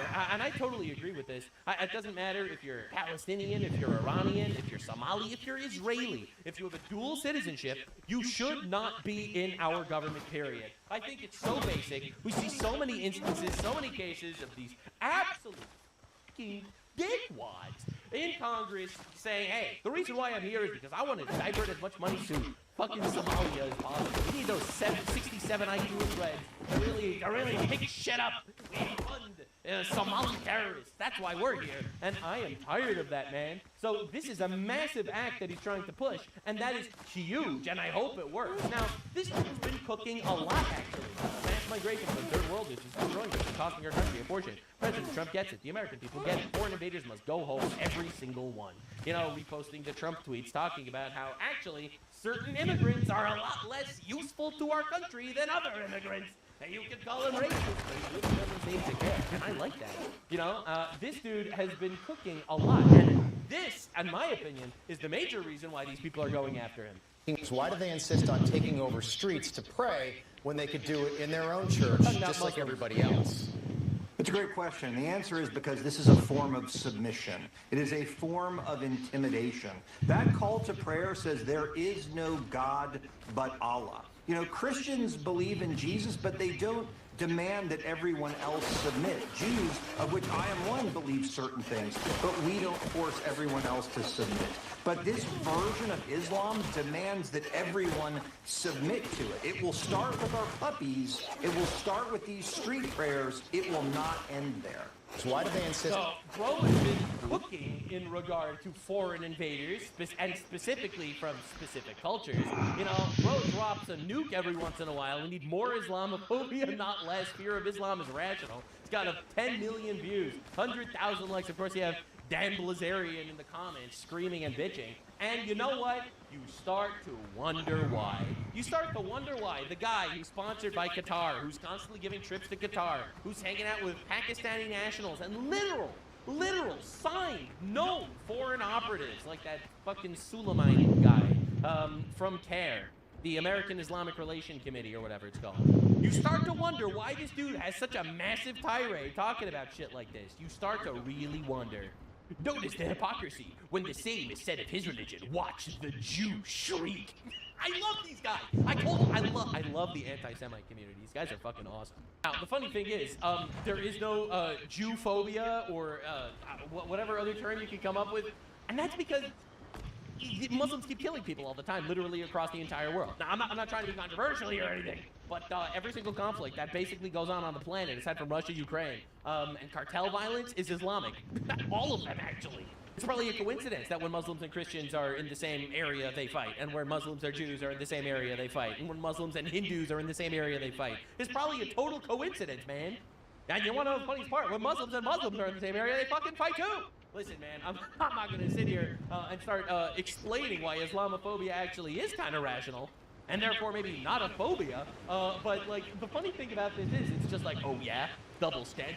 You don't like when Muslims commit terror attacks? Well, wait until I say that Jews are terrorists. Got 'em! So, honestly, it's just pretty incredible watching this entire crash out show up. Now, again, Dan Bilzerian is promoting Thomas Massie. Thomas Massie is one of the major anti-Trump voices on the Republican side, and he is absolutely terrified of losing his election. Because he's about to go up for re-election. He's going up against Galrain, and Galrain looks like he might fucking destroy him, despite the fact that Thomas Massie is a very well-known, very liked person by a lot of places. Well, it gets really weird. Congressman, why are you working with Ilhan Omar to limit President Trump's war powers and ability to protect Americans? That's a pretty good question. So you got this guy, Thomas Massey, who's out there willing to work with Ro Khanna from the Democrats to slander Trump. He's willing to work with Ilhan Omar from the Democrats to basically limit Trump's power. And this is going to be the base Giga Chad America First candidate? Like, what are we doing, man? It's not President Trump's war powers. It is. He's the president, right? He's the president. He's commander-in-chief. So him being the commander-in-chief, he has the power. Madison Wesley, Who's the president right resides now? in Congress, and there's no more important authority that Congress has than the power to declare war or not. So this is not the president's authority. He has the authority and the obligation. Therefore, he's going to work with Ilhan Omar to shut him down. Now, you want to know the craziest part? Thomas Massey, just like all these other subversive leftoids that invaded our politics. Yeah, that's right, I'm going to say it. And don't worry, I'm happy that he helped to get the Epstein files released. Don't get me wrong. But I am very honest, sometimes to a fault, and I don't really care about stepping on people's toes, which is, I think, one of the reasons why people like me. And also one of the reasons why people hate me. This dude has been running his entire campaign after calling Trump a pedophile protector and trying to limit his powers working with Ilhan Omar and Ro Khanna and all the fucking third world filth in our Congress.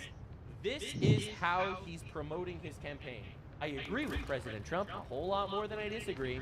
He is literally advertising himself as a huge friend of Donald Trump.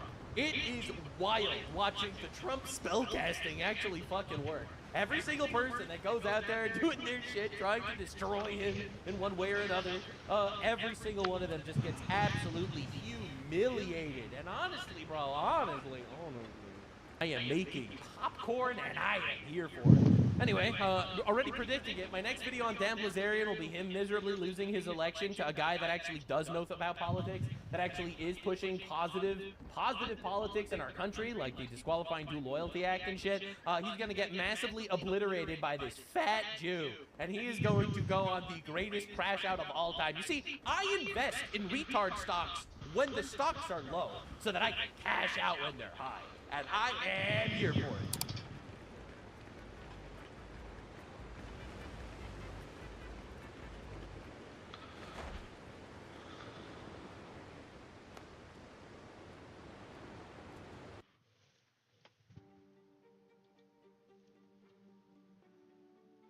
Wilmer McLean was a wholesale grocer by trade and a retired major in the Virginia militia. When the Civil War...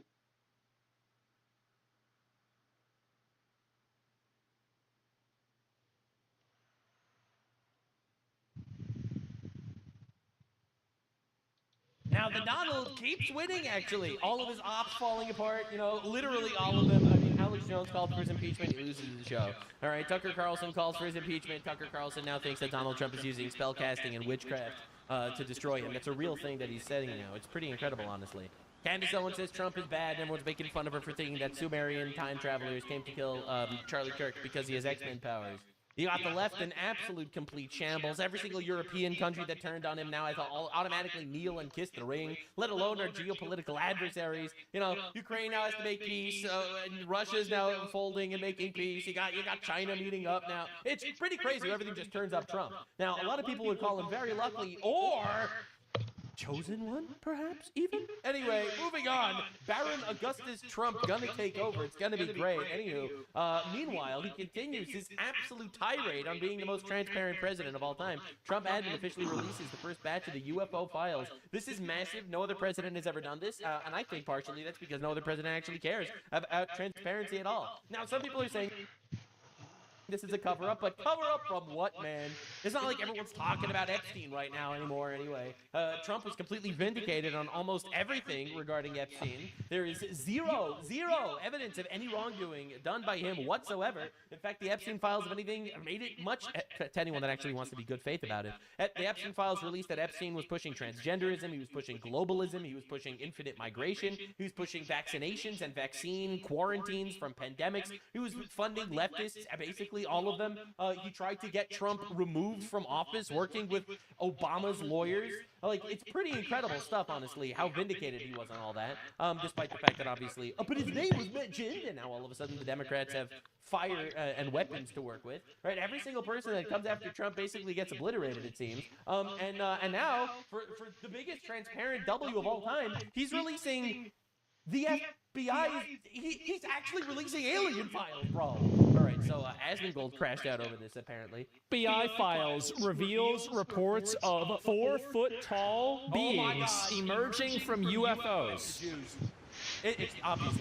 Allegedly a negative photo of the strange dead being that was found in a UFO crash site in New Mexico. So let me get this straight. This right here was in the files? He's just a little guy? I mean, that's a really little guy, though. Pentagon UFO files show a star-shaped object moving in sharp... You see, if this would be a video that anyone else released, no one would care. Holy shit, what is that? I mean, this is... What is this, like a Naru? Bro, but this is released by the Pentagon! This isn't some dipshit playing in Grok. There's no way. Oh, fuck. This is from the F...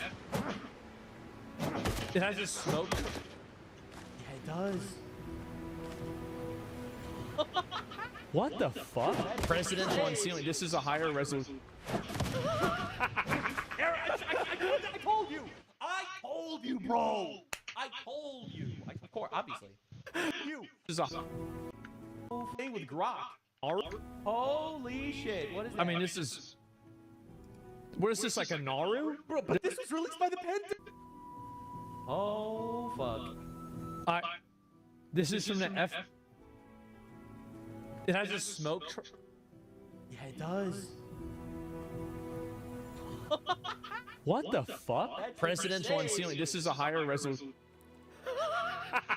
I told you! I told you! Looking for the UAP that they saw from the fucking moon. Apollo mission. Apollo 17 crew reported seeing unidentified bright lights sparks that lit up space. Apollo 11 astronaut Buzz Aldrin described seeing a mysterious brighter object tumbling past their spacecraft onto the moon. We don't know. Oh my god. The first unusual thing that we saw, I guess, was one day out of something pretty close to the moon. It had a sizable dimension to it, so we put a monocular on it. We just look out the window and there it was. Yeah, we weren't sure about what it might be. We called the ground and we were told the SIVB was 6,000 miles away. We were seeing all kinds of little objects going by at various dumps, and then we happened to see this one brighter object going by. At the time, each one of us had a chance to look at it, and it certainly seemed like it was within our vicinity and a very sizable dimension.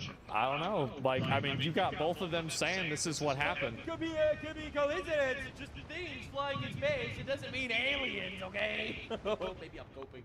All right, because I don't think we're ever gonna meet aliens. I know this is like one of those Nux letdown moments. I just don't think it's gonna happen personally. I have like complete and very thought out reasoning behind all of it, and really not relevant right now. But this is pretty crazy. And this is confidential with the guys. Trump promised he would do this, and no one believed he was actually going to do it. And he's actually fucking doing it. Oh my god. The GOAT. That went to the moon. So this is audio from 1965 Gemini Mission 7 UFO sighting. It could be any. This is Houston. Say again, 7. It could be any. So we have several, looks like debris up there, actual sighting. It looks like hundreds of little particles going by about 3 to 4 miles. Looks like the grass with a vehicle in the vicinity. Roger, understand they're about 3 to 4 miles away. They're passing now, they're going to pull her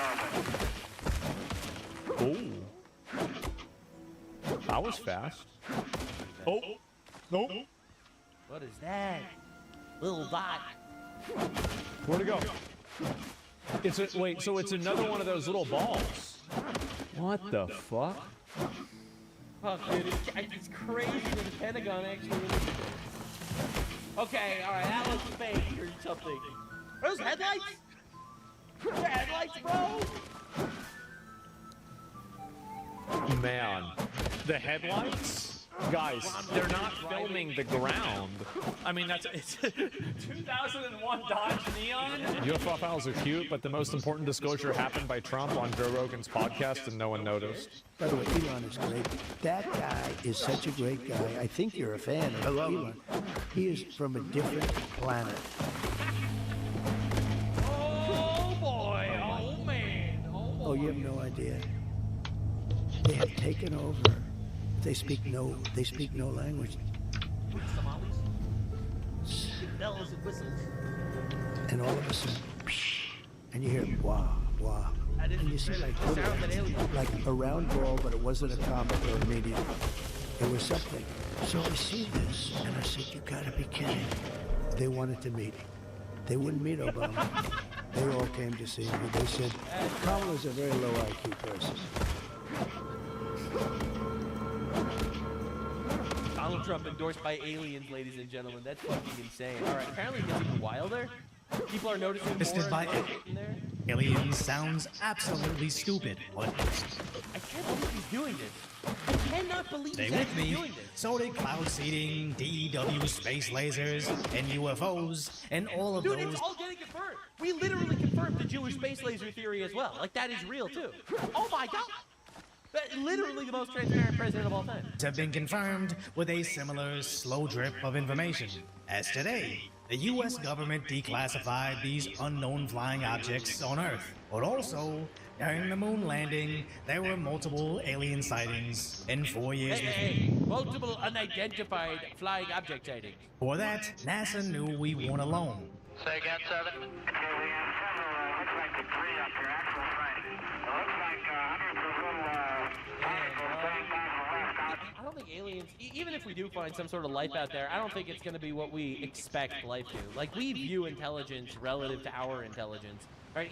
Either we're going to find something that is so much more advanced than that we can't even possibly comprehend it, or so much less advanced it's going to literally be like living rocks. All right, and it's probably not going to be something in between. All right, the chances that we find them before they find us is so astronomically tiny, it's insane. You know, that said, unless they're just hyper giga events, and they already did find us. You know, like that's the question, I guess. About 3 to 4 miles.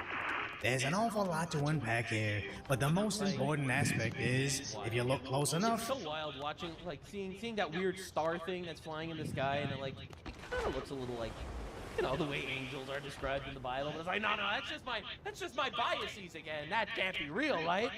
they're basically confirming the authenticity of Bob Lazar's stories, which makes his claims back in the 90s actually quite terrifying, as this is no hoax, but President Trump finally releasing the UFO footage. We're going to be releasing as much as we can in the near future. Pilots, very solid people, and they said they saw things that you wouldn't believe. Oh, shit. With over 30 minutes of clips of nearly 6 decades of encounters, but the more important sightings are of these jellyfish-like flying craft, the thermal scans of wind turbines having ships that defy our physics, and probably most shockingly, the large star shapes shooting through our sky.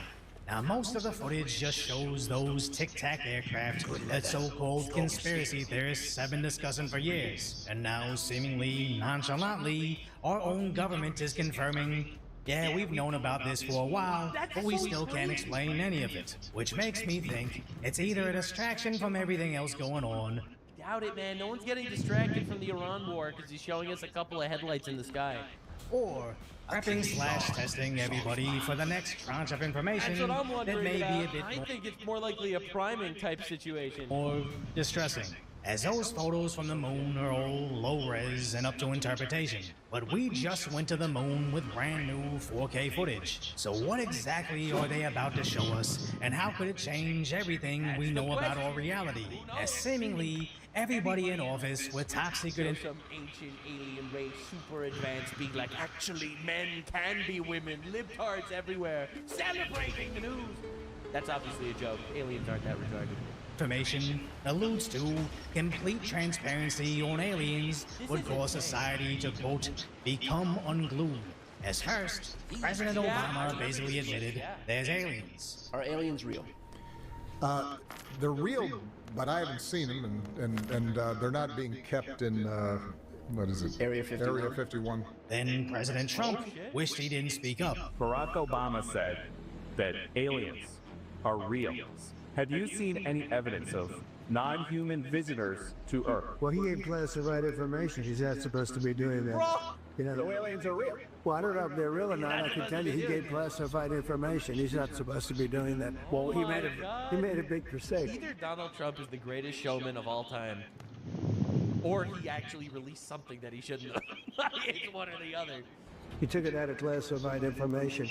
As the original release is just about unidentified flying objects in our skies, which could be our own classified drone technology, foreign spies, or even AI imagery. But Obama said aliens. I don't know, man. If it's our own technology, then they wouldn't release it in the UFO. Man.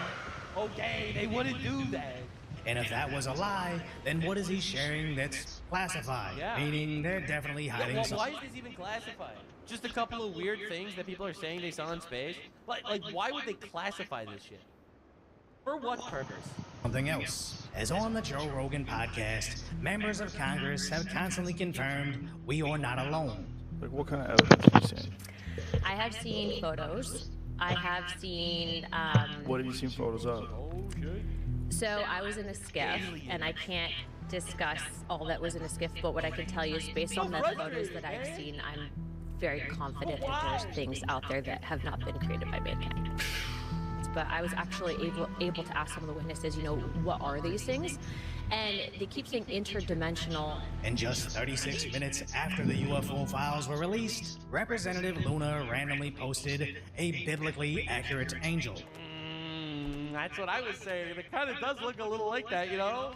Which is in line with Congresswoman Green saying similar things. And I believe those could be fallen angels. All these things could be fallen angels. Yeah, fallen The aliens are fallen angels. That's possible. I think that's what they could be. That's what makes sense in my worldview. Now, I'm not gonna get into confirmation bias, especially since they've seen things that we haven't yet, or may never see, but what I personally don't believe that, by the way. For those of you that care, which you probably don't, I don't think that aliens are fallen angels. leaning more into believing is something buried deep between the lines. As Congressman Burchett's interviews may I'm more in line with the ideology that everything God created for a reason, obviously. I believe that God revealed himself to us here on this planet for a reason as well. And I just don't know how aliens fit into all this shit. That's where I'm at. I mean, I just find it wild, just absolutely wild that this was classified and now it's getting revealed. Shed where to actually look. I mean, this thing's been covered up at least since 1947, and I just don't think they're gonna, they don't give up that easy. They are considering disclosure, and that there have been visits of these super intelligent beings from somewhere else that we have retrieved, crashed vehicles, and that we have biological remains. And we are talking about You think fallen angels are using crashed vehicles, bro? disclosing, and every one of them said the negatives far outweigh the positives in terms of the impact on government, the impact on the economy, religion, all these different factors, and how it would disrupt society. And in the end, they decided not to disclose. Yeah. Allegedly, when they told Jimmy Carter, he cried. That's what I heard too. Yeah. It was, I won't go into all of it, but I was in a meeting. What would make him cry? I don't know. Which is this common theme claiming they know more than us. That scares them, but there's still something else they're hiding. As Rogan brings up Bob Lazar. The Bob Lazar episode of this podcast is the most viewed episode that I've ever had on YouTube. Is that right? Yeah, it's just talking about how he used to work at S4, Area 51 Site 4, where he was back engineering UFOs. Right. You gotta figure he's the one that escaped from all of it and is still alive. And somehow he got out and was able to do it before they could silence him. He went We public have members of Congress openly talking like this? Hello? because he was afraid they were going to kill him. You know, because the initial one, he gave a fake name, and he was a silhouette, and he told his story, but then his home got broken into, his car was getting broken into, he got shot out on the highway. It got real weird, and so he said, look, I've got to go public. Like, it might be the only way to protect myself, and he told the whole story. And align that with Burchett's other statement. I've been briefed by just about every alphabet agency there is, and I'll just tell you this, if they would release the things that I've seen, you would stay up, you'd be up at night worrying about or thinking about this stuff. We just need to disclose it all. As I was briefed last week on an issue. This really is just priming. Maybe Trump actually wanted to release this shit because he wants to release more, and he just wants to see what the public reaction to shit like this will be. Because that's crazy. Oh my God. Excuse me, 2 weeks ago, and it would have set the earth on. Oh no! This country would have come unglued, I think, if they would have heard all that I heard. So UFOs are real, with footage of physics that grants Bob Lazar's stories more credibility, and our congressmen are saying, should me and you know the truth, society would become unglued. This is a member of Congress, okay?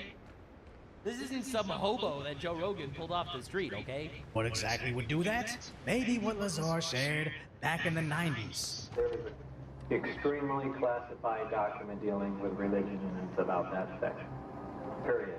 But why would there be any classified material dealing with religion?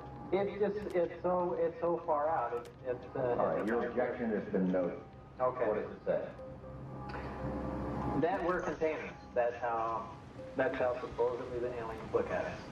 That we are nothing but containers. Containers of? Containers. Maybe containers of souls. You can come up with whatever theory you want. But we're containers, and that's how we're mentioned in the document. That religion was specifically created so we have some rules and regulations for the sole purpose of not damaging the containers. And if you know me, you know I enjoy a great tinfoil hat theory, even selling one on my website. But conspiracy theories are supposed to be fun, not confirmation that the X-Files episodes about alien-human hybrids, U.S. government cooperation, and human souls being harvested for alien consumption is just known information within top-secret circles. I even feel foolish sharing this out loud, coming from a guy that sells this stupid hat. But honestly, what else do you think it could be? And why does everybody with that extra layer of knowledge seem to suggest the same exact thing? So actually, let me know your theories below, and if you appreciate my concise, lighthearted commentary on the tragic status that is today's reality. That's fucking awesome. I'm really happy Trump is releasing this shit. I think truth and honesty are just so important in general. I wonder if this is building up to a giant psyop. Like, I wonder if the intrigue is high enough that some sort of elite would actually try to use this to psyop people into believing whatever the fuck they want to believe and turn people away from religion or God. Alternatively, I wonder if there are things that are out there that can only be explained by believing in some sort of metaphysical, which absolutely is not what the globo-homo people want you to. They don't want you to believe in a metaphysical. They want you to believe in pure and utter physical nihilism so that they can continue to groom and shepherd you over this bleak, carbon-based reality where we are just atoms whizzing through life and allowed to do whatever hedonistic desire grips us at any point in time. They do not want us at all to actually believe in some sort of higher power. They want us to believe that they are the higher power. Ultimately, I guess we'll see where this goes, but it is fascinating, and I felt like I did have to talk about it because over here we do a deep dive on literally all the things that happen. Definitely subscribe if you like me covering all the things that happen ever. I'm glad it seems like we have a president that actually seems to care about, I don't know, America, the people, truth to some extent, because this shit is fucking crazy.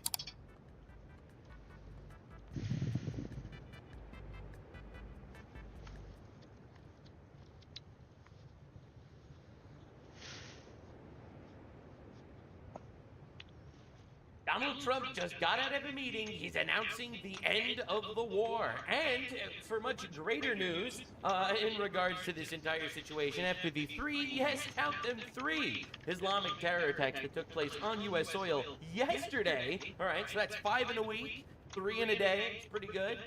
Essentially, Congress, at least the base part of Congress, is actually pushing towards mass denaturalization of citizens. I've been saying this for years, god damn it. Remember when I told you that deporting illegals is not the conversation anymore? Mass naturalizations is the conversation? Well, I was literally proven correct within a month.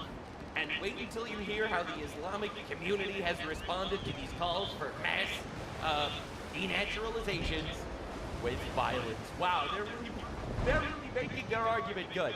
Oh yeah, you want to denaturalize us? Well, I will support many more terror attacks. Fantastic job.